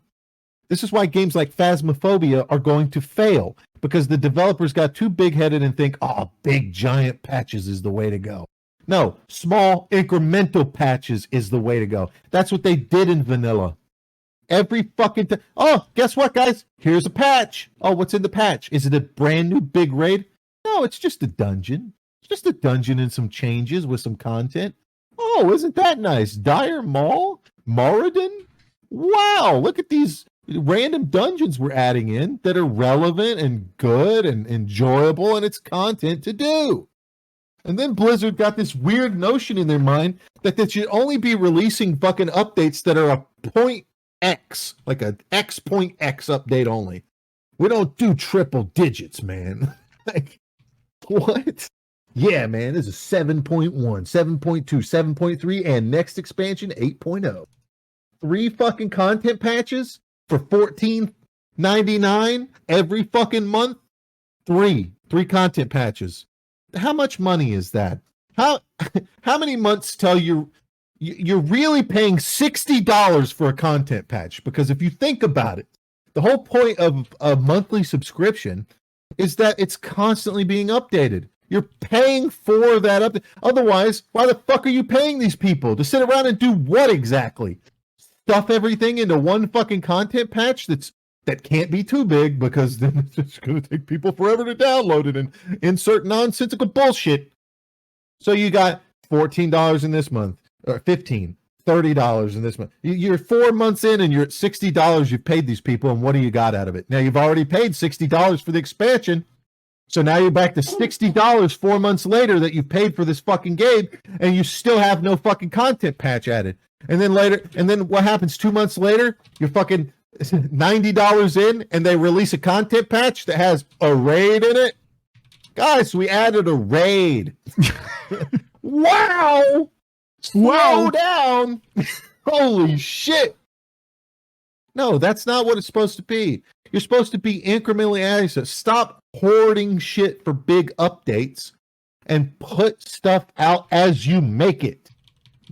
Constantly, you should have your art team working on new items that are constantly going in. Hey guys, here's patch X.X.X. All we added was some cosmetic items and maybe a quest line or two. Yeah, that's fine. At least it makes me feel like I'm getting value for my money, even though I'm probably not if I used a calculator, but still, I'm getting some value out of it. You could say that some of that money is used for running servers, even though I'm only using one of them, but whatever. It should probably be like $5 a month or maybe 10 tops, but whatever. Capitalist society that I love, by the way. Here's the thing. Except for when I do. Here's the thing.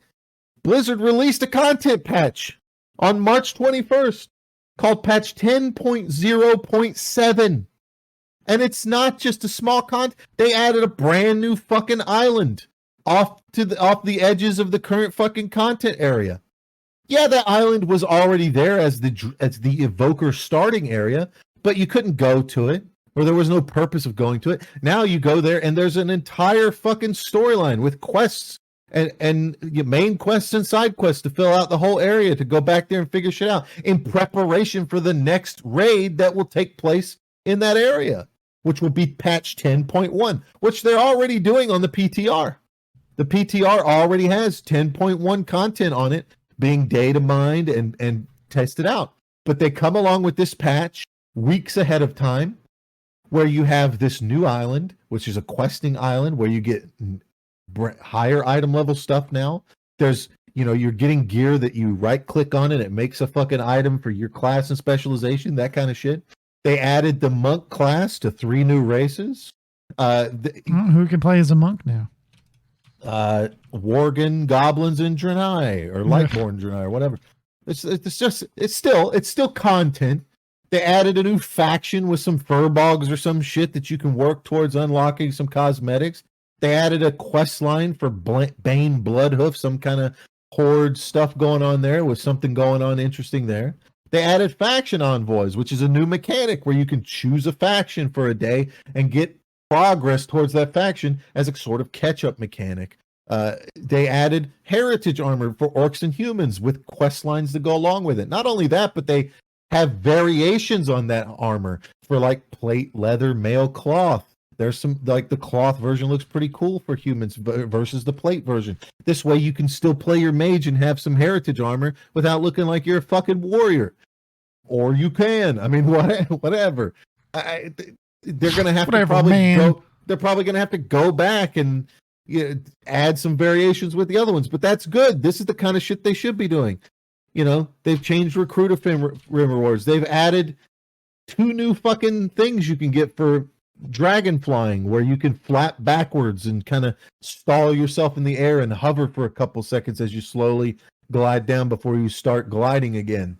It's a great way to stop and look around for like 3 to 4 seconds. And if you're getting that blue speed shit, you immediately get a fucking little nodule back or whatever. They've done major overhauls to certain classes. The Rep Paladin class tree was completely overhauled because there was a hybrid healer class that was dying more than any other class, and now it feels great. They've done so much change. They've buffed a lot of classes. Demon Hunters got a lot of buff. Death Knights. The only class they didn't touch was Warriors, and I would say that's because they feel like they're pretty fucking balanced right now. So they do all these big sweeping changes that you would expect to be in a point X patch, not a point X. And like, this is the kind of shit they need to be doing.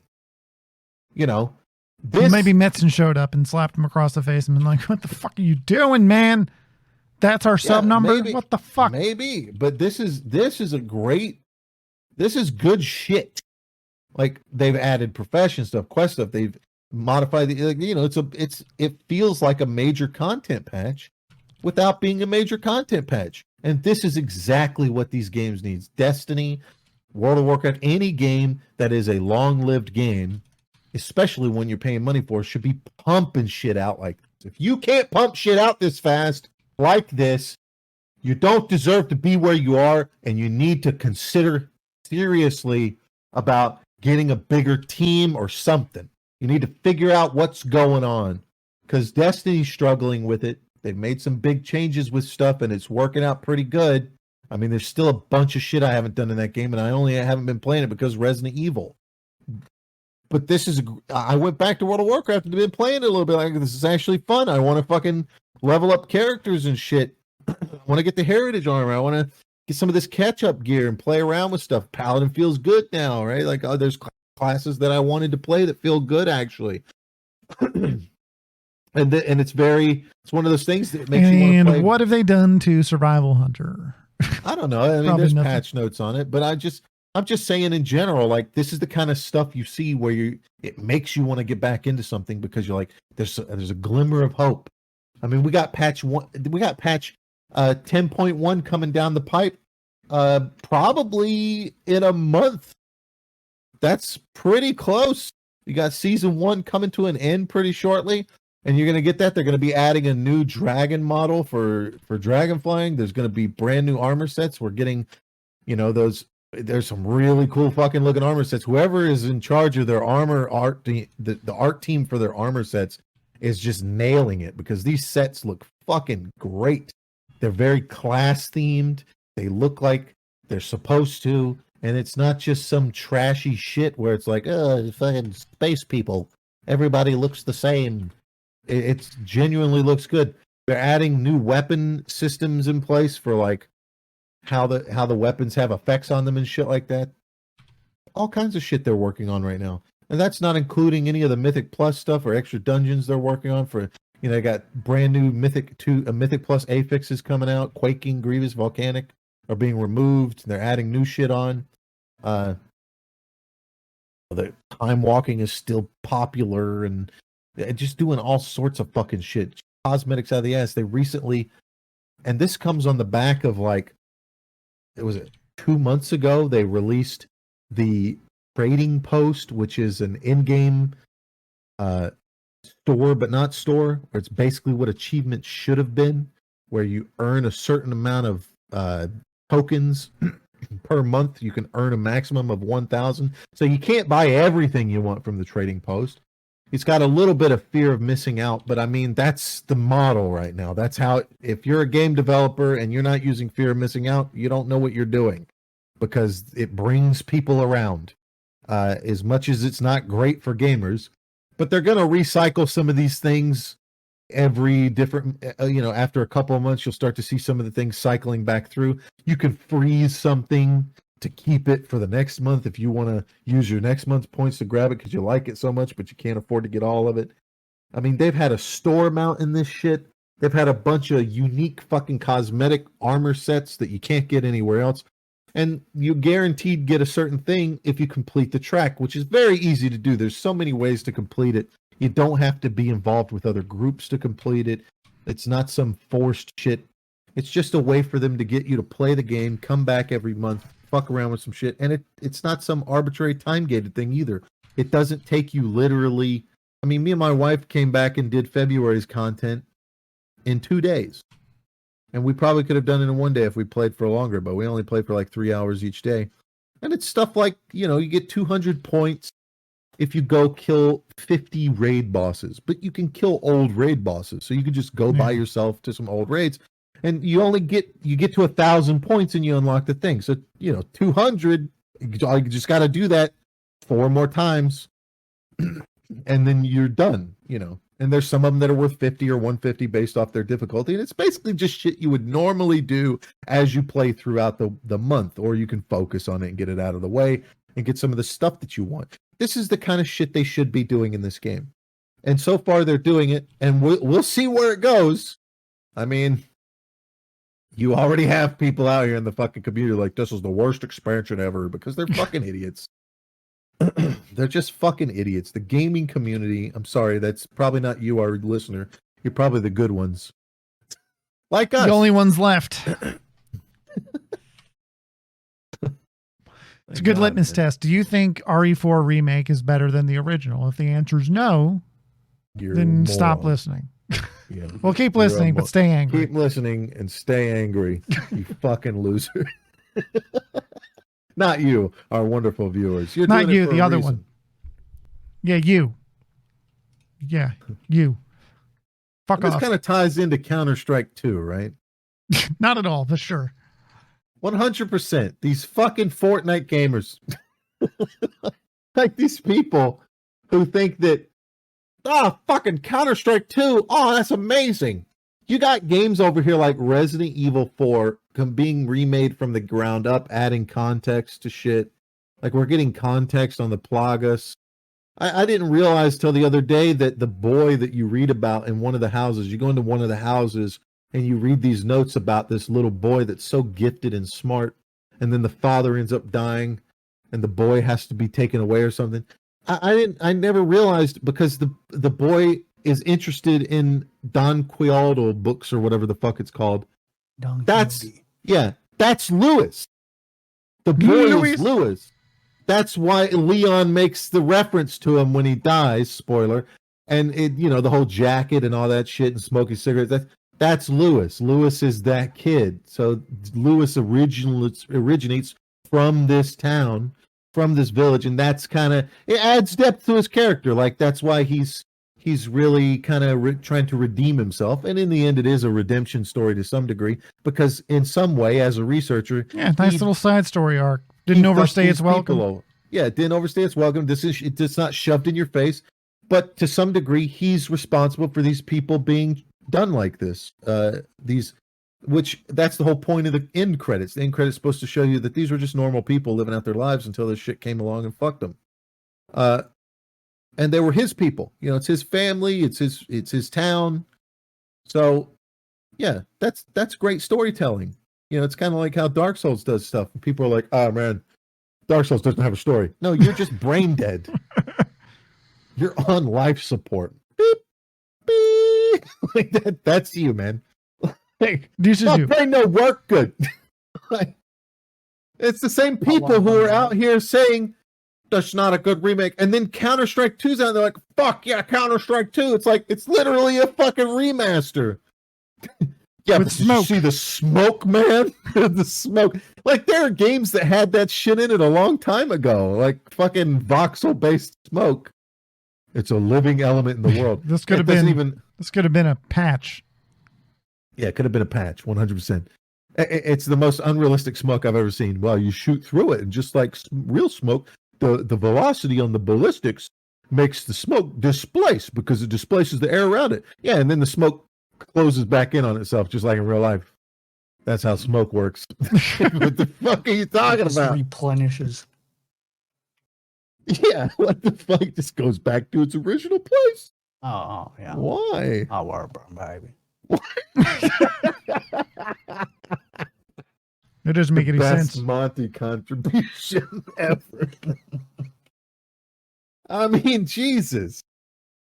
It's literally a reskin. Same guns, same mechanics, same fucking animations. You watch that game, the gameplay, it's the same animations.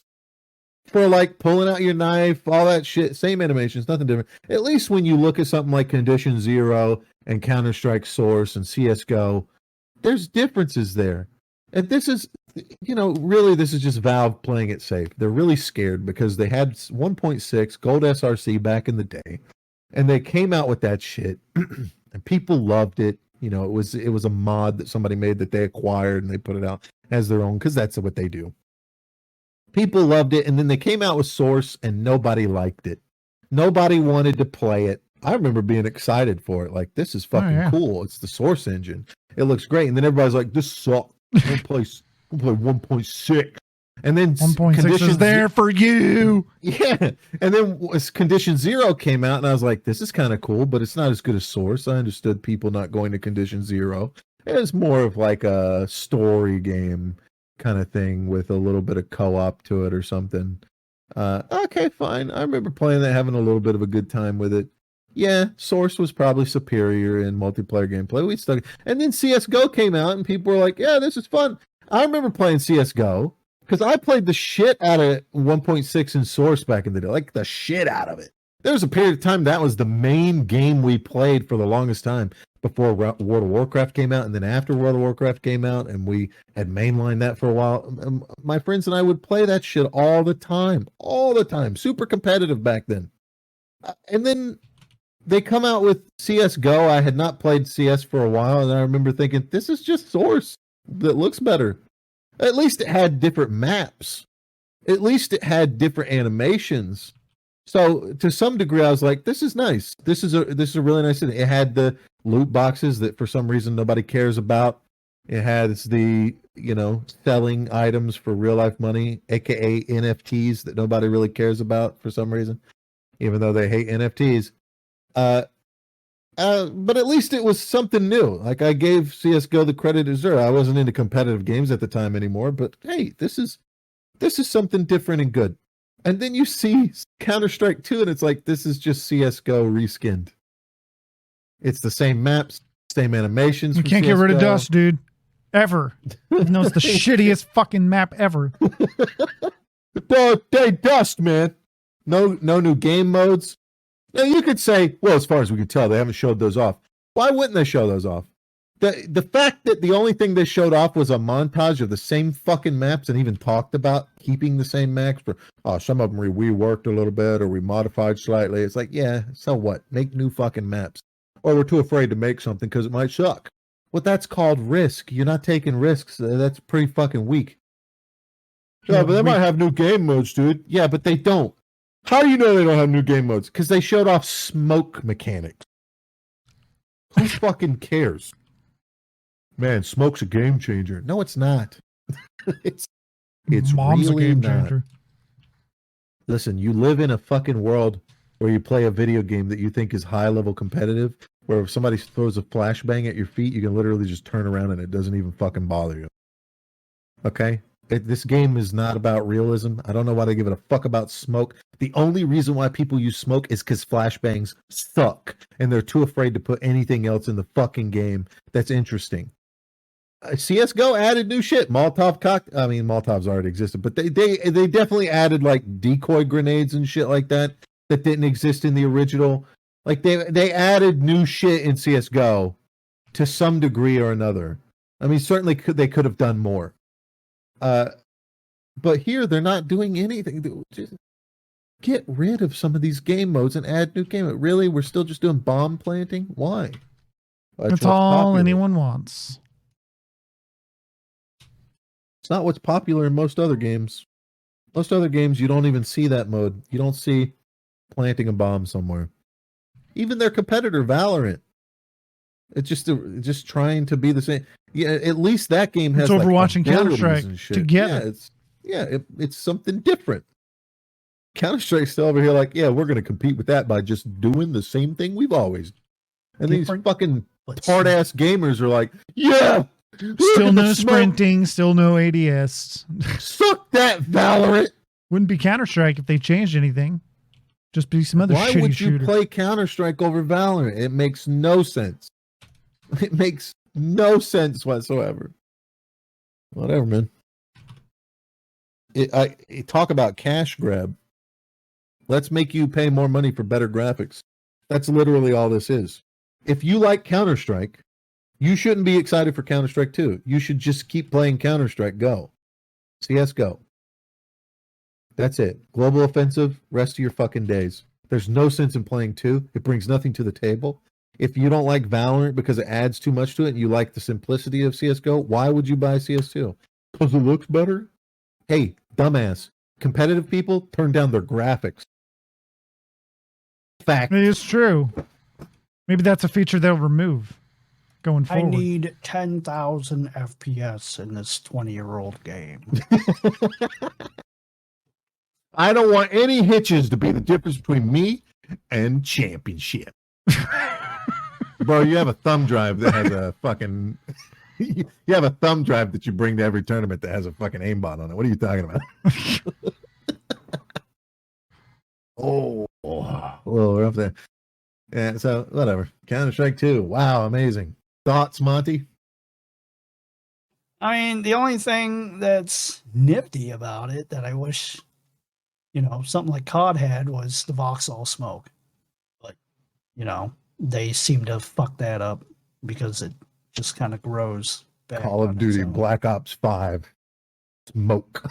Can you imagine if Warzone 2, not Warzone 2, sorry, Modern Warfare 2, if they released Modern Warfare 3, they announced it tomorrow, and it's the exact same game. Same gun maps. for gun, map for map, animation for animation, but it looks a bit better, and it has voxel smoke.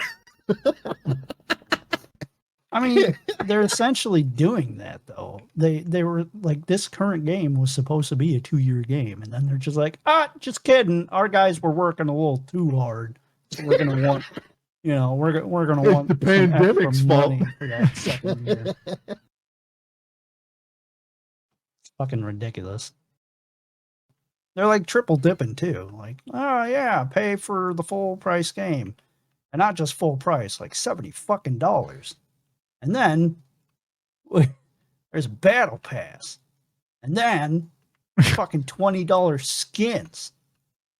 Like, I don't know. That shit's fucking weird, man. And everybody's cool with it. And then they just focus on the fucking free mode.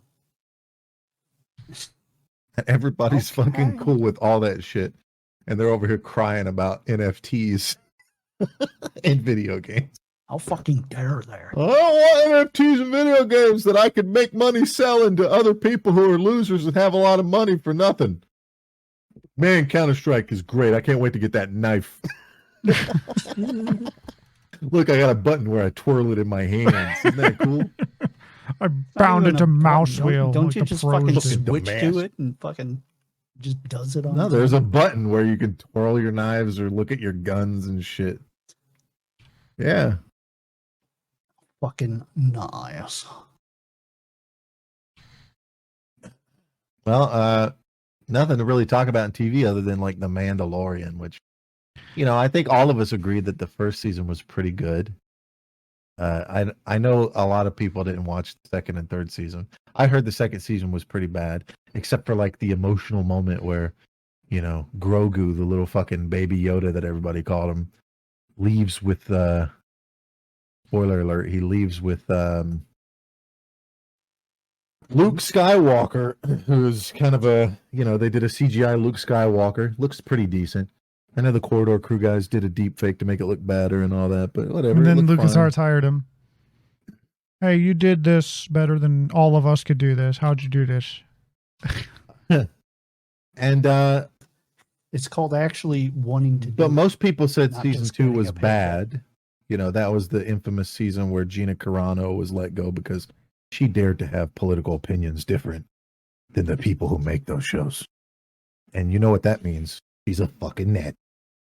And then season 3 came out recently and people have been watching it, and apparently all it does is confirm that Jon Favreau was never really good at what he does. We all thought Jon Favreau was, trying to make something that was different because he liked things a certain way, and that he wasn't some moron director / writer. I don't know who's writing it. I mean, he's certainly in charge to some Him degree. and Dave Filoni. But apparently they're just really bad, and we didn't notice it because the first season it's kind of like a happenstance good. Kind of like how Everything else was so bad at the time, At least these people also, liked Star Wars.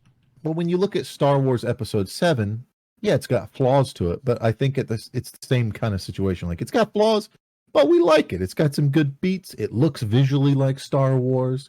J.J. Abrams did a pretty good job with that, and after that, it just kind of goes to shit. Like, what the fuck is this? Same concept. That's J.J. here. Abrams. Everything he does, really strong start, just goes right off a cliff after that. Never comes back. Lost. Fringe. So, to those that aren't aware, the end of Mandalorian season 2 has Luke Skywalker showing up, saving the day. They're pinned in. He saves the day, and Grogu, the baby Yoda, leaves with Luke to train to become something. whatever. Little baby Yoda Jedi. Grogu is, he's one of Yoda's race, so he's actually older than he's not really a baby. I mean, he certainly is in terms of that species to some degree. Kind of like the elf take on it better, where you're young for a short period of time. I think they said he was look like 50. Yeah, he was around 50 during Anakin Skywalker killing the younglings. Like, he was there.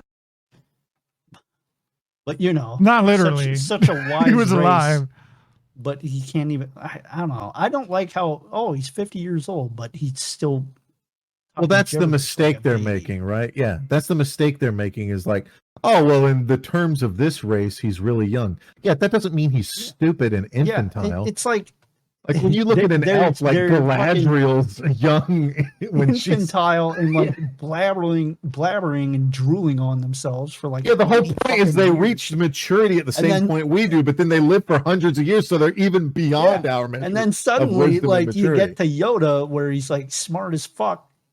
Like, how do you go from like retard for 100 years snaps one day, dude? One day, boom! I'm it's like genius. Baby Yoda's like Asian people. They look like babies, and then suddenly, boom, old as fuck. Old damn. Baby, middle age, old as fuck, oldest person alive. Ancient. This is the oldest person around. They're actually just 30. It's like they're all fine and good until that one time they fall asleep in the sun. It's like, I turned into a raisin. That's it. This is how I'm going to be for the rest of my life. So clearly they don't know what they're doing, because they did another show called The Book of Boba Fett. The Book of Boba Fett is a thing about Boba Fett, but not really. It's about a bunch of other characters. And in that show, they have Grogu almost immediately after being taken by Luke, return to the Mandalorian for no fucking reason. They upend everything they've done. It makes all of that pointless. The emotional aspect of that scene where he's leaving, and Mandalorian 3, he's got Grogu back with him, and it's some of the worst shit you've ever seen. You know how Well, that's because fucking people would probably complain, and they know that. Oh, the show's not good with. Well, it's because they want to. I want to burn baby. First of all, they want to sell dolls. Oh yeah. Oh, wow. Secondly, for some reason, Jon Favreau is on board with that. Maybe he's being told to do it, but at the same time, now, apparently, what happened is he had the show all set to go, and then Kathleen Kennedy stuck her big stupid face where it doesn't belong and fucked up the show, and Jon Favreau had to fix it, and the only way he could think to fix it was to take pieces of Mandalorian season 3 and put it into Book of Boba Fett. Well, that's why it's Mando heavy. There's also the aspect that people have said that the first season of Mandalorian was already fleshed out as a movie for Boba Fett. It was the Boba Fett movie, and they just retroactively took that and made it into the first season. And a lot of that was going to be setting up bringing Boba Fett back with, finding his armor and all that shit. And connecting him to the Mandalorian, how he wears that armor, blah, blah, blah. And now it's just off the rails because, like you said, Kathleen Kennedy's gotten involved and it's just all this bullshit. But the problem with season 3 is it acts like season 1 and 2 never happened. There's just elements that are just ignored completely. It's like it was never even there. There's some good reviews out there to watch on YouTube if you're interested. People like Robot Ted and shit like that. So one of the interesting things is there's a scene out of one of the latest episodes. You know how like in the new trilogy, episodes 1, 2, and 3, they had Yoda fight. And when Yoda fought, people were like, oh man, we're going to get to see Yoda fight. And you expect to see like this wise old guy who's just using a lot of the Force, and maybe he's pulling his lightsaber out and fighting. But then George Lucas is like, no, he's really small, so he has to be very acrobatic. Right? So he puts down a cane that he's walking with all the time and just suddenly he starts doing fucking cartwheels and flips, and it's ridiculous. It's so dumb. But at least it looks real. It looks believable.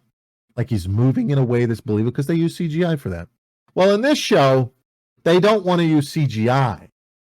So they have Grogu at one point. He's fighting a Mandalorian and training kid with paintballs. And he fights this kid by jumping over the kid and then jumping back over the kid and then using a little bit of force.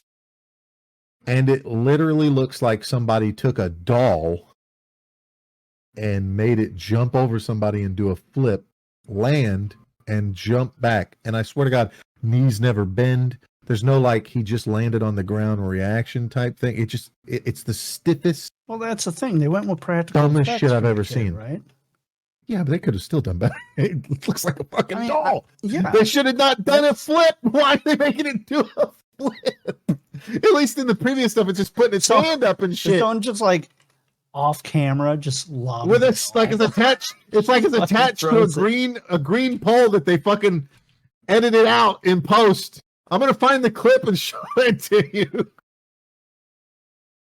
It's so fucking bad, man. Grogu 1v1 duels the Mandalorian in combat. We're gonna live react to this right now. I'm putting it in podcast notes. Okay, say when. People listen to the audio, you'll just have to deal with it. It's the Grogu 1v1 duel on YouTube. It's 1:49.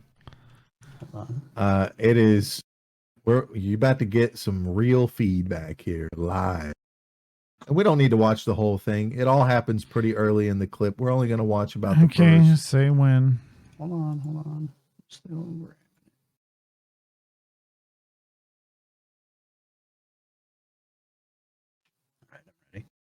Okay, so we're going to watch it almost all the way to the end. All right. Jesus fucking Christ. Okay, 3, 2, 1, go.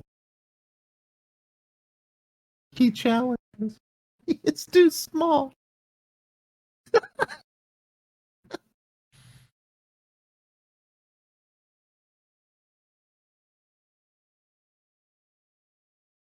He's becoming a Mandalorian. A Yoda Mandalorian. The training darts, also known as paintballs.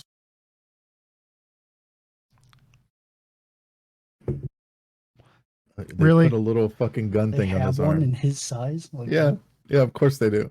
Because Disney. 1 round, highest score we watch. It'll be it's fine. ridiculous, dude. He's got this. Trust me. Oh, he sucks. And he's a doll. Just watch. This isn't bad necessarily, okay? Because you're thinking like, oh yeah, the Force and stuff. Maybe he could actually. They could have just had him shoot or something. What? Why didn't what's her face just shoot 3 times in the first place?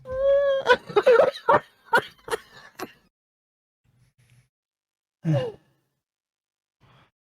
the fuck was that, dude? There's no reaction to the flip. Yeah, I mean, It's like it was lifted up above him.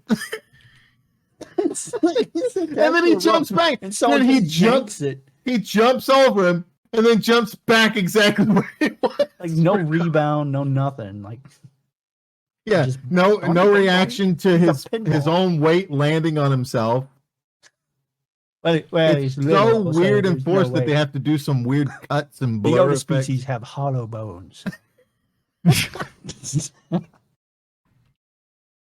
very lightweight. Like you could have had him use force, speed, but go laterally. He doesn't need to go over and vertical. Just have him zip around a little bit left and right if you want to try and convey that he can do force speed. Okay. What is this shit? Why does he flip? Okay, maybe if you want to I will give you this. If you really want him to jump over him. Okay, he jumps over and shoots him because he didn't see it coming, like this little thing jumping. I don't understand that. But what was he why gonna does do? he immediately go right back to where he was? And he really does go right back to where he was. Yeah, it's like they took the shot, and it's the same shot, same angle. Because after he jumps back to where he was, he doesn't move anywhere, and then he turns around and looks at the Mandalorian from the same perspective. He's literally like right below him. What the fuck, man? Wait, what just happened? Disney is just destroying the fuck out of Star Wars. I swear to God, they don't. I had hope fuck. for a minute there, but I really don't care anymore. I'm really over Star Wars. Sorry to say. They're going to really have to turn it around and do something that shows some promise. I haven't watched Book of Boba Fett. I haven't watched a lot of the other shit that's out. I watched Obi-Wan out of curiosity, and boy. I didn't see that one. I heard it was not bad, worth it. though. It was really bad. The chase scenes, my God. A little girl running through the woods and guys tripping over like it's fucking Home Alone, man. Like there's like a thin branch that's toppled over, and they just stop someone and they run right into it, like, oh, and they get all frustrated. Oh, God. She's not like young like a 10-year-old or 12-year-old or a 14-year-old, like short, young, incapable of defending herself against grown men. She's like 6 years old type short, like midget leg type short shit. And she's outrunning 2 adult men in the woods. And the way she runs, it just looks stupid. Because the way everyone else runs looks stupid because they have to make it look like they're running really fast when they're not. If you want an allegory for socialism, it's that fucking clip. Everybody has to run as slow as the dumbest infant. What, do they like play the Benny Hill theme in the background? They might as well. Oh, God. All right, we're reacting to it. Monty's reacting to it.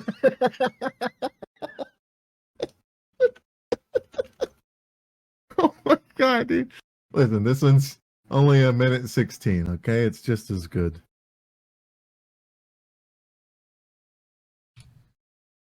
Okay.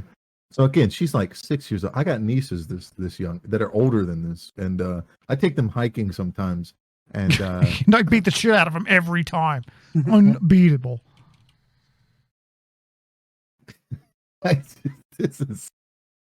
This is way too young of a kid to be having do a scene like this in the first place.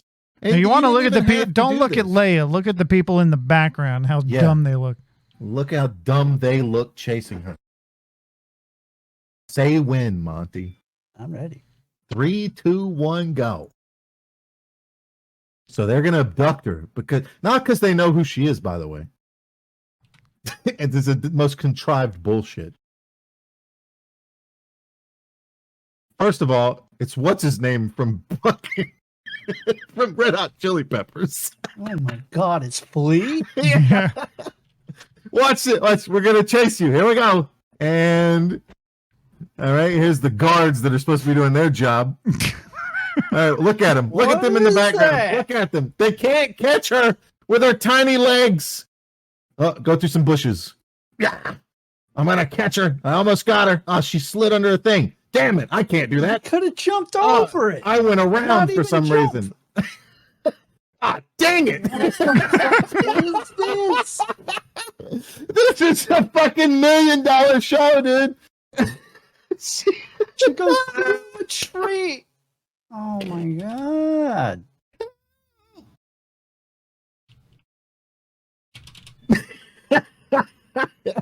Where did he come from? It's Flea. He's been. What was that?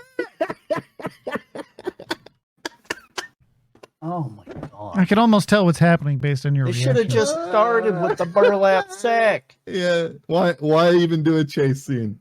Oh my God. That was rough, dude. That whole show, they try to make her into some kind of girl boss, even though she's like 7 years old. And it's all contrived. The whole series is contrived as fuck. Meanwhile, Luke is back on Tatooine. Who knows what the fuck's happening to him? While the guy that's supposed to be watching over him isn't there because he's helping Princess Leia for some dumbass reason. Because the bad And then guys, Reva decides to go after Luke for really no reason at all. She really has no reason to know who Luke is. She goes after Leia for no reason. She doesn't know that Leia is the daughter. She's like, I just had a hunch. Something Kenobi. Yeah. They have a scene where they're running on rooftops, Monty. Okay? Obi-Wan is chasing. This is not the only chase scene. They have a chase scene where Obi-Wan is trying to catch her. And it's the same shit.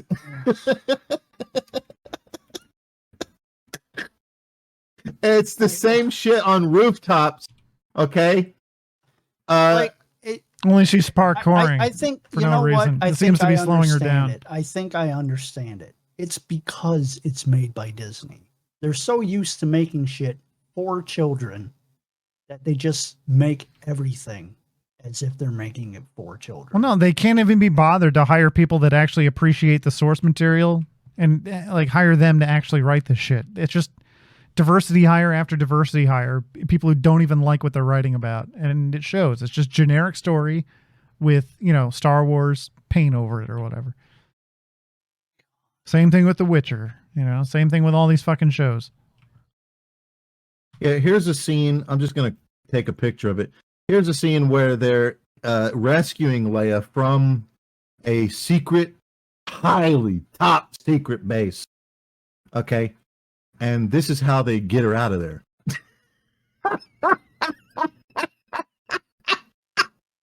She's just under his coat.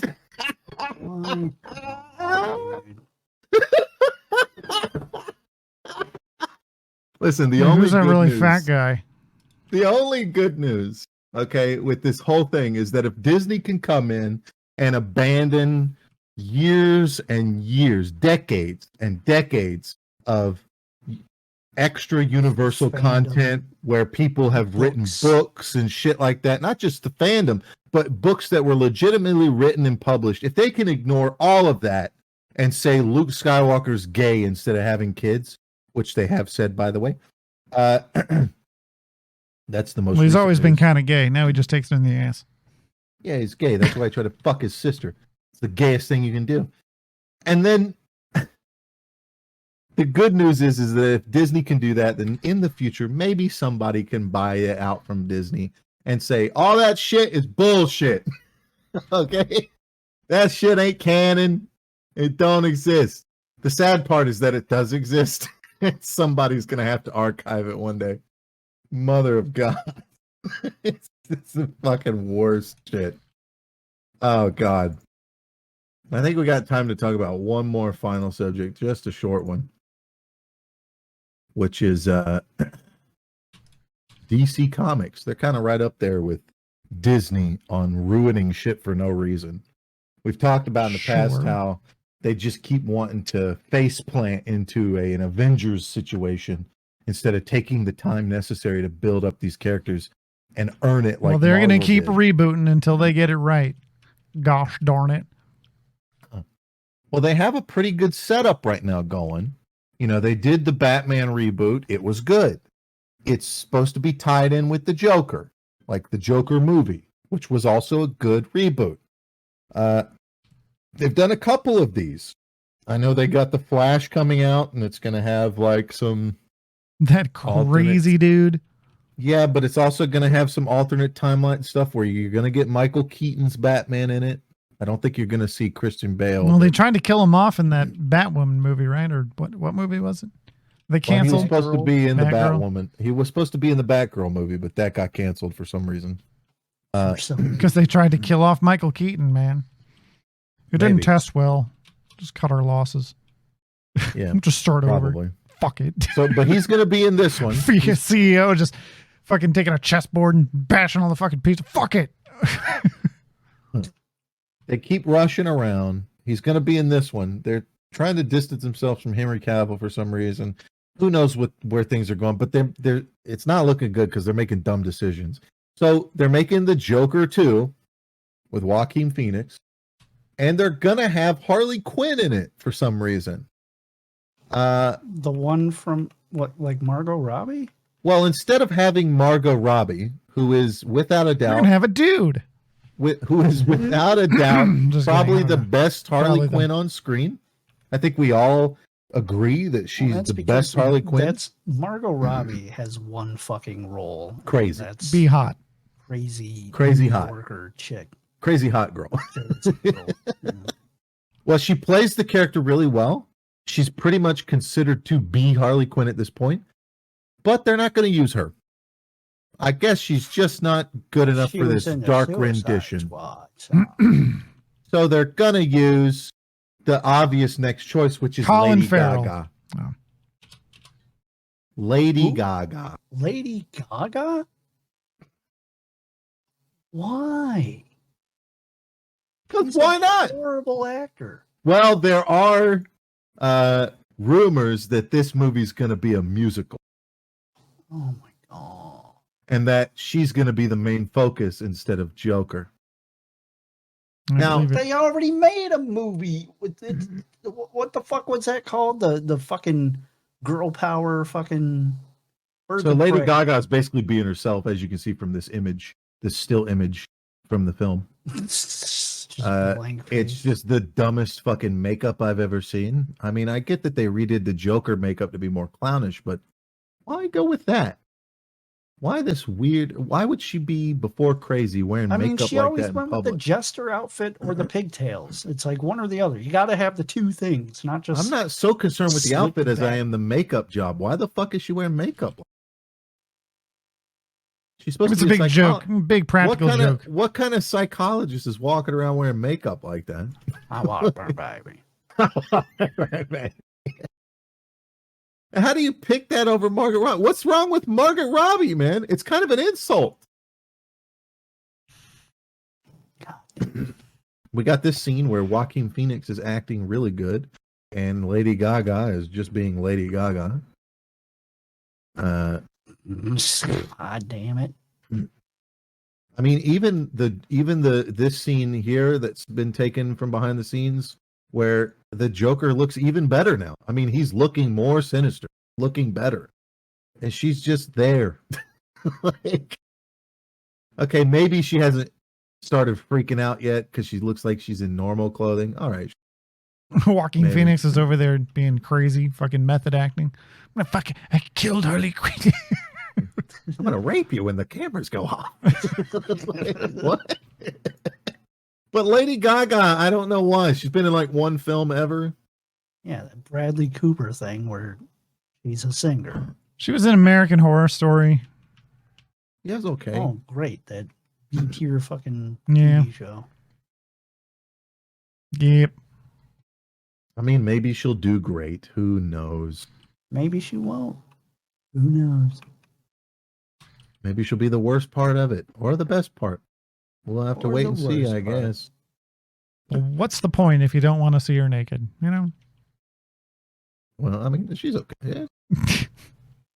I think we've already done that. Haven't we? I don't know. No, for the longest time, people were saying she was a hermaphrodite, so who knows? Remember that shit? Oh. 15 years ago, everyone saying she was a hermaphrodite? I don't remember that. Right. People say that about Amaranth. That's why she doesn't show her vagina. And people say that about Marilyn Manson, too. That's why he doesn't show his vagina.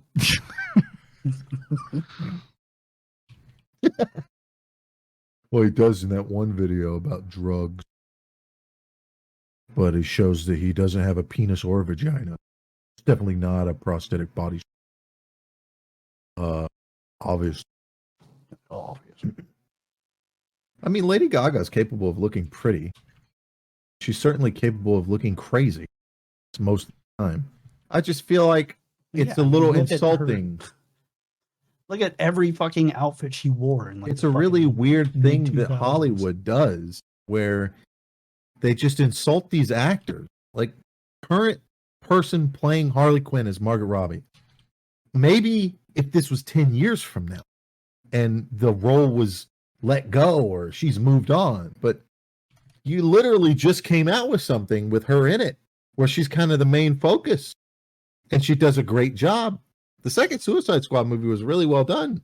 Well, yeah, it's just, I think it's the time frame because this is Joker origin, you know, back in like what, the 70s or something. Well, I understand that Robbie's character is more associated with that fucking moron. Like, the shitty variation of the Joker. Yeah. So maybe that's why they're doing it, I guess. But I just don't understand why DC keeps doing this stuff anyways. I mean, all right, I guess Harley Quinn's a good setup to it. I mean, who knows? Maybe the story is going to be really amazing and turning this guy into the Joker the way that we expect him to be.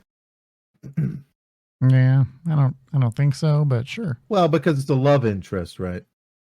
And it's going to create a toxic relationship and just kind of, she's going to enable him She's going to be the one person in his life enabling him. Well, hopefully we get to see some Batman. You know, that'd be fun. Isn't that what everyone just wants? Just Batman. It was the coolest thing in the Suicide Squad where they get fucking attacked by Batman. But yeah, that's what everybody wants. Everybody wants Batman. Hot water burn Batman.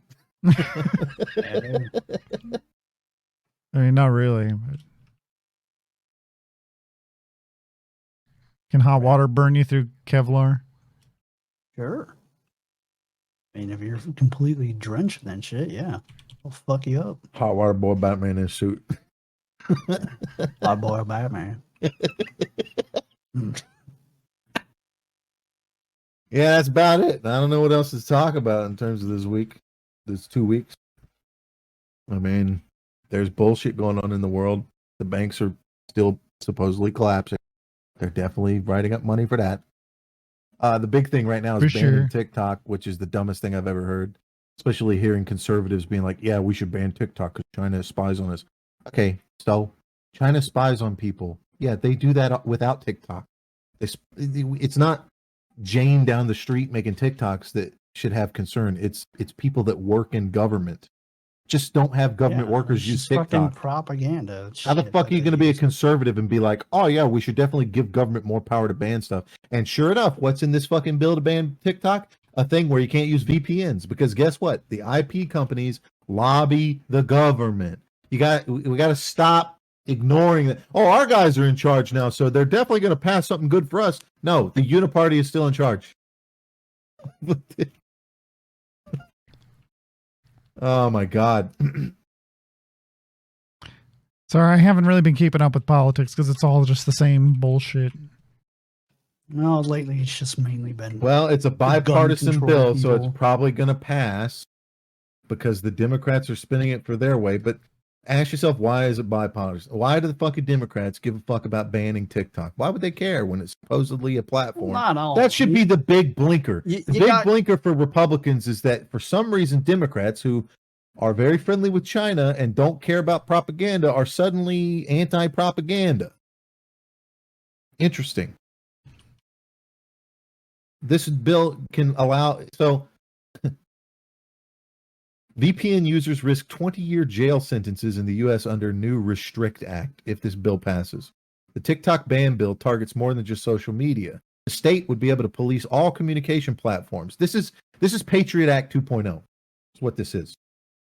VPNs would be included with violators facing up to $1 million in fines. U.S. lawmakers are widening their sights when it comes to cracking down on finance technology. The bipartisan Restricting the Emergence of Security Threats that Risk Information and Communications Technology, or also known as Restrict, because boy, they love them acronyms, was unveiled in early March. It was initially dubbed the TikTok ban bill, but has far wider ramifications. Furthermore, VPN users could face hefty fines or jail sentences under the bill. People often legitimately use VPN services to add an extra layer of security for web communications, which of course also has the nice benefit of making it where the government can't really track you based off your IP. Like, it stops your IP address from tracking the shit you do. And who's the government going to use to determine what you're doing? Your fucking IP address. Your IP provider, not your IP address. ISP. Your internet provider, your ISP. So your ISP can determine what websites you're going to, what things you're doing, who you're talking to, and that's how the government gets access. But if you use a VPN, it makes it more difficult for them to do that. So this is Patriot Act 2.0. This is what do you got to hide, commie? That's what this is. If you got nothing to hide, why do you care? It's banning TikTok, which is a good thing. And you see conservatives everywhere. Yeah, fucking even Crowder, the rest of them. Fucking, we got to get rid of TikTok. This bill ain't it, man. This is more bullshit in this country of it's not the parents' fault. It's the technology. This is conservatives who will time and time again tell you that it's not the gun's fault that some psychopath went and killed people. But they'll turn around and tell you, yeah, it's definitely the phone in front of these kids' faces that make them the way they are. No, it's not the phone, because every fucking one of us uses a phone. Retard. Every one of us. Conservatives, conservative parents, all of them. I use a phone, but I'm not a fucking libtard. So what? It's clearly not the phone. But it's TikTok that's doing it. No, it's not TikTok that's doing it. The problem lies in the stop letting your kids go on TikTok if that's the issue. Okay? You're going to ban something like TikTok as a fucking conservative? You're going to ban a platform as a conservative because you think it's harming kids. That's not the answer. What the fuck? This is not conservative shit. And any conservative that's spouting this shit is either too dumb to realize what they're doing, or they're just a fucking paid shill. Because this is uniparty shit. This is Democrat. The reason why we call rhinos is because they're Republican in name only, aka Democrats, because they want more government oversight, more restrictions, more government power, which is a Democrat Party concept. Democrats believe their main fucking underlying concept as the Democrat Party, these moderates believe that the government should be regulating industry more. Conservatives are supposed to believe the opposite. Deregulation. Let a company do whatever it wants with its private fucking business. That's what it got. That's why it's funny when conservatives are like, fucking libertarians. What, are we supposed to make our own fucking Twitter? Yes. Yes, you are. Now, if you want to make the argument that it's a public fucking company and they're publishing and they're not supposed to do that, that's a different argument to make entirely. But if you're talking about, does Twitter have Elon Musk has the right to ban whoever the fuck he wants off of his platform because it belongs to him. Now, as soon as he starts doing that, he's going to have to start taking responsibility for people putting child porn and shit on there. But that's a completely different argument from he can do whatever he wants with his private business. If I can do whatever I want with my private property, but the moment somebody's being raped on it, I'm a little bit responsible for that. Right? No. Well, to some degree. I mean, yeah, I'm just joking. In the United States, if you have a pool in your backyard and you don't have a fence and a child wanders into your backyard and drowns in your pool, you are liable because you didn't build a fence to protect people that are stupid from it. That's an unfortunate reality, but I'm acceptable. I think that's an acceptable thing. I think it's acceptable that if you have a pool, you have to have a fence with a locked gate so that some child can't stroll into your shit. Yes, on a principled level, I think that it should probably not fall on that person because some parent fucked up and let their kid roam around by themselves. But I don't think that's too ridiculous of a measure. But at the same time, I mean, you're allowed to put a pool up if you want. You're allowed to say who gets to come into the pool. Why is it no different? Yeah. So this is just 100% Patriot Act 2.0. And it needs to be killed immediately. But it's probably not. It's probably going to pass the House. Probably going to pass the Senate because guess what them Democrats want? They want more control over you. They don't want you to have a VPN. And they'll spin it like, well, technically it only applies to foreign entities. Yeah, well, that's what they said about the Patriot Act until they were spying on citizens. Oh, no, this isn't for you. It's for the terrorists. Well, then why is it illegal? So we'll make them the terrorists. That's right.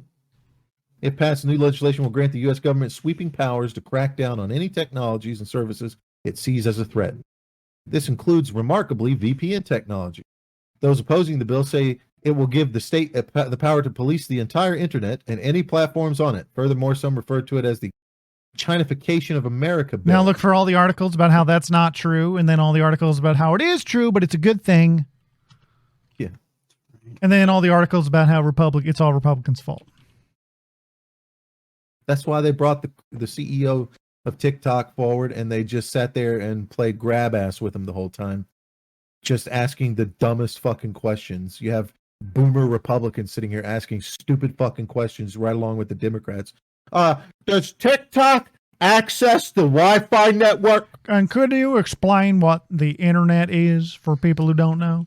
That's literally a fucking question they asked him as if it was a bad thing. Does TikTok access the Wi-Fi network? Yeah. That's how you get to the internet, you old fucker. Now, he knows that, but he's sensationalizing, hoping that the old fuckers at home don't know it. Oh my God, TikTok accesses my Wi-Fi network? Wi-Fi? The Chinese are accessing my Wi-Fi. You ain't got no legs, Lieutenant Dan. Yeah. Oh, Jesus fuck, man. Oh, well, here's Newsweek.com saying, does TikTok ban allow for 20-year prison sentence? It explains what the bill God, is. I 'cause fucking it's a hope blog. so. While the Restrict Act doesn't cite TikTok or its owner ByteDance by name, the senators who introduced the bill have repeatedly pointed to the surveillance fears that the app raises, and the legislation has already been referred to as a so-called TikTok ban. Oh, they're so concerned. Look, guys, the government's concerned about the surveillance on American citizens, not by, the FBI, the CIA, or the NSA, but by China. Ignore the fact we can spy on our own citizens. God damn it! The ban's criminal penalties, which include a fine up to $1 million and/or imprisonment up to 20 years, has caused some alarm among the bill's observers, who have questioned whether some TikTok fanatics might face jail time for using a virtual private network to get around the ban and access the app.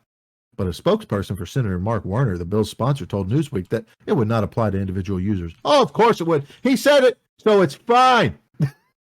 He said under the terms of the bill, someone must be engaged in sabotage or subversion of communications technology in the U.S., causing catastrophic effects on U.S. critical infrastructure or interfering in or altering the result of a federal election. Well. And that's definitely not happening as we've established in the past baseless claims. And 100% we definitely aren't already accusing citizens of doing that. But this is the same people that said that people were election meddling by just existing with MAGA hats at a fucking polling place. Oh, they were trying to intimidate. See, they can spin it any way they want, folks. It's the only time I agree with Ocasio-Cortez that it's a stupid bill. Ilhan Omar is against it too, and it's just like, fuck. Well, I guess. Time for them to be the good guys a little bit. Well, that's because they're pretending to be against it, because they get to pretend to be against it, and then they know that their vote doesn't really matter, or their anti-vote doesn't matter, or they'll just vote for it and just pretend on TikTok that they're not voting for it because they want to be trendy with the young kids. No, guys, you like it? Me too.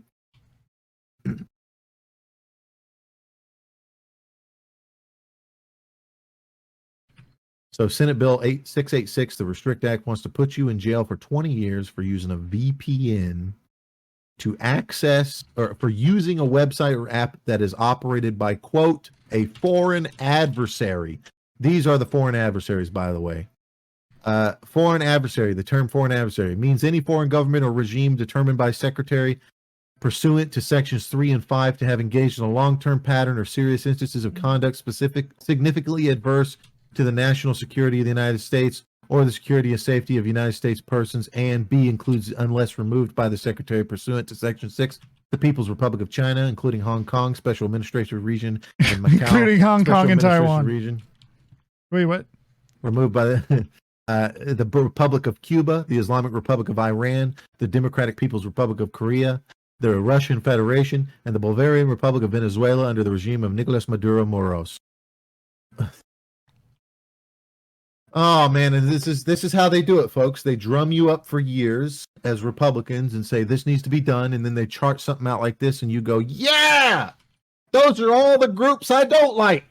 Yes. And then they take away your rights under the guise of protecting you from these countries that aren't doing shit to harm you right now.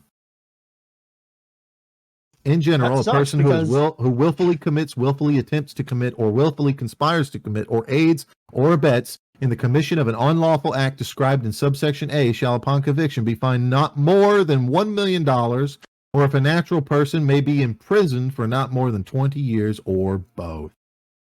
20 years because you use a VPN to use TikTok because that's how you make your money on the internet. Well, only if they're threatening national security. That's what they said to people that went to the fucking rally and never went in the fucking building at January 6th where fucking national security. I recently got a 3-year fucking subscription to a VPN, and I'm not even a year into it. Well, yet. It's only if you access some stuff. But what happens when they decide that this bill applies to VPNs in general? Stuff? It's a VPN. Of course. They'll just come after people using It's the VPNs. government. Hello. Exactly. So it's like, what the fuck, man? That's what they'll do. because this is the foot in the door.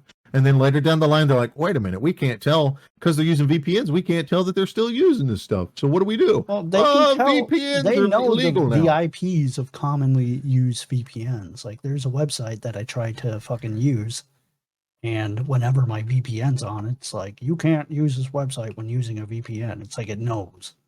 So it's not even just persons and individuals, but entities as well. Entity. The term entity means any of the following, whether established in the United States or outside of the United States. This is in the bill. This is the definitions in the bill. A, a firm. B, a government agency, government department, or government commission. C, a labor union. D, a fraternal or social organization. E, a partnership. F, a trust. G, a joint venture. And H, a corporation. So use a VPN as a corporation, and one of your fucking people uses a VPN to use TikTok. Whole corporation. The whole point of this is to get control of the internet, and the VPNs are one of those things they have to get rid of because it limits their control. That's the whole point of VPNs. VPNs are sold as a way to protect your data and hide yourself from people that would be watching. And who do you think's watching? It's the government. They use your ISP to track your data. Why do you think the ISP would give a fuck about your search history and shit? They're collecting it for the government. Yeah, the only just thing the like ISP Twitter really does is like if someone tries to file a lawsuit because you're downloading torrents for like a movie, and the fucking studio puts a tracker on the torrent, and so they can track your IP, send a letter to your ISP, and your ISP sends a letter to you to cease and desist. Otherwise, they'll cut off your services. When you see the Twitter files, you have to understand this is not the only place that's happening. That's what they're doing with ISP companies. That's what they're doing with any fucking group that they want to manipulate without technically infringing on your right. They're sending a small group of people to be the liaison to those fucking companies with a couple key figures. They don't have to have control of all of Twitter. They don't have to have everybody at Twitter on their side. They just need one or two people that are higher ups that will do their bidding, just like Twitter. That's what they do. And it was only one guy from the CIA. There's only one guy that was operating. And it's not like he's operating without the knowledge of the people above him. He's been given the clear, the go ahead. Why? Okay, you ever see how, like, in the movies, it's an espionage thing, and he gets in a car, and he's in the car with a senator, and it's just one senator, and that's the guy. It's literally like that. That's how it is, okay? It's a couple fucking people at the top that are always trying to make their own gains. This guy gets it. Time for me to just die, to be honest. I'm 80. I've had enough. You have to understand that so many people are using VPNs, and their goal is to get rid of them. And this is how they start. They go like this, and then they go, it's not working. We need to do something. Let's get rid of VPNs. Or they start going, we'll get rid of all of them that don't work with us. And then they start threatening the VPN company. Right? Like, if you don't work with the government, you're fucked. And then the whole point, hey, look who's collecting data. Look, the VPN's collecting data for some. That's what you'll hear about 10 years from now. Turns out this VPN was collecting data on people and giving it to the government. Well. Whoa! But the government said they didn't do it, so. Yeah, it's not the government. It was just one guy. We call him the Fall Guy. Yeah. What's that mean? The Fall Guy? Sounds like a game that people play. That's not based off of anything. Yeah, that's it, I think.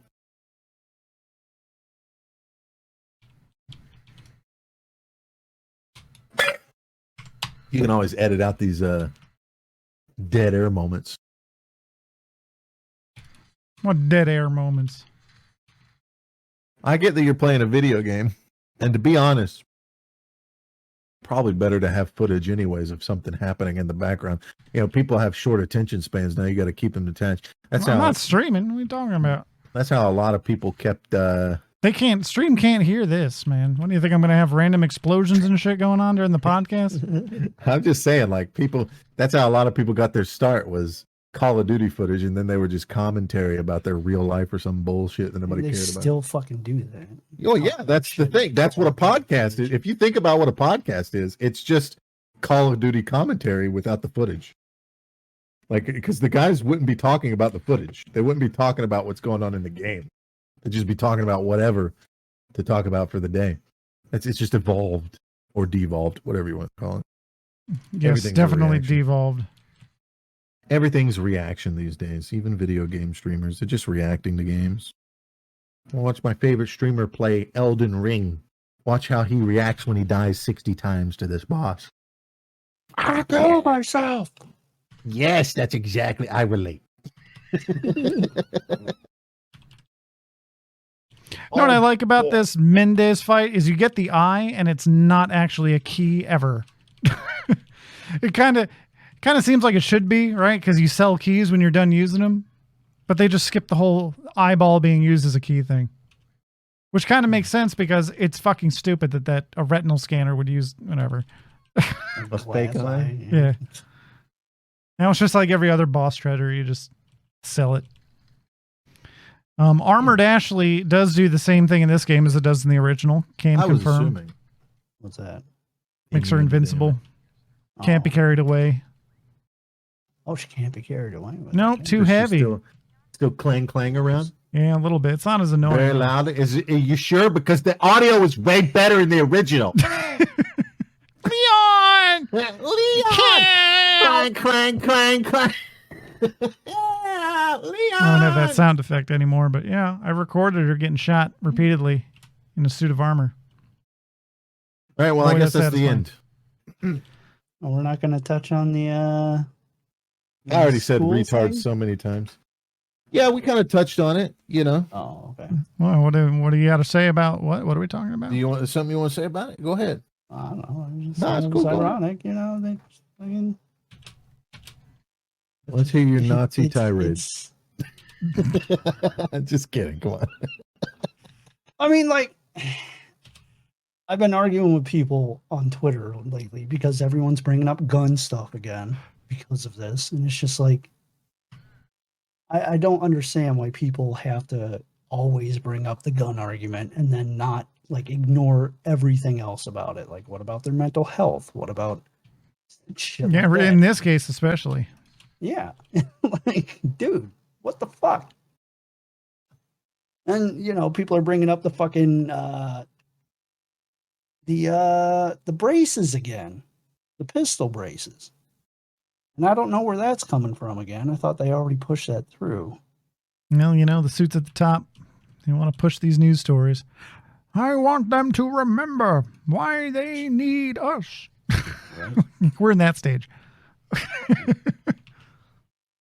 Some of the things they say, too, like some guy was saying that with a pistol brace, it makes it easier to conceal your weapon. And it's like, a pistol brace is pretty bulky. Like, if I remove the braces from my pistols, they're smaller. And it's 100% legal. Yeah, he also said, I saw that post. He also said, like, it makes it more powerful. Like, no, it doesn't. It shoots the same fucking bullets as it normally would. Oh my God. People are dumb. Fucking dumb. But if you already talked about the school shooting thing, then I won't add to that. No, not really. But I mean, what are you going to do about it at this point? It's a terrible thing. Yeah. It's not the gun's fault. Of course not. Guns don't kill people. People kill people. With guns. Or knives. Or rocks. Yeah, or why do you think England has such a stabbing problem? Right? God, we got rid of knives too, and now it's just a strangling problem. We just find people like with their heads bludgeoned in. Right? And we had to ban billy clubs. It's like the fucking 20s. Now we're going to cut your hands off by default. Shootout. It's a fucking shootout. I'm going to knock you. What? Say that again. Say that again. I fucking dare you. Yeah, right. But if you got nothing else, then I'm good too. You sure? Last call. Nothing you want to complain about? Anyone? Not Okay. really. Well, thanks for listening, everyone. Go play Resident Evil 4. Buy it twice. Just to... Or once.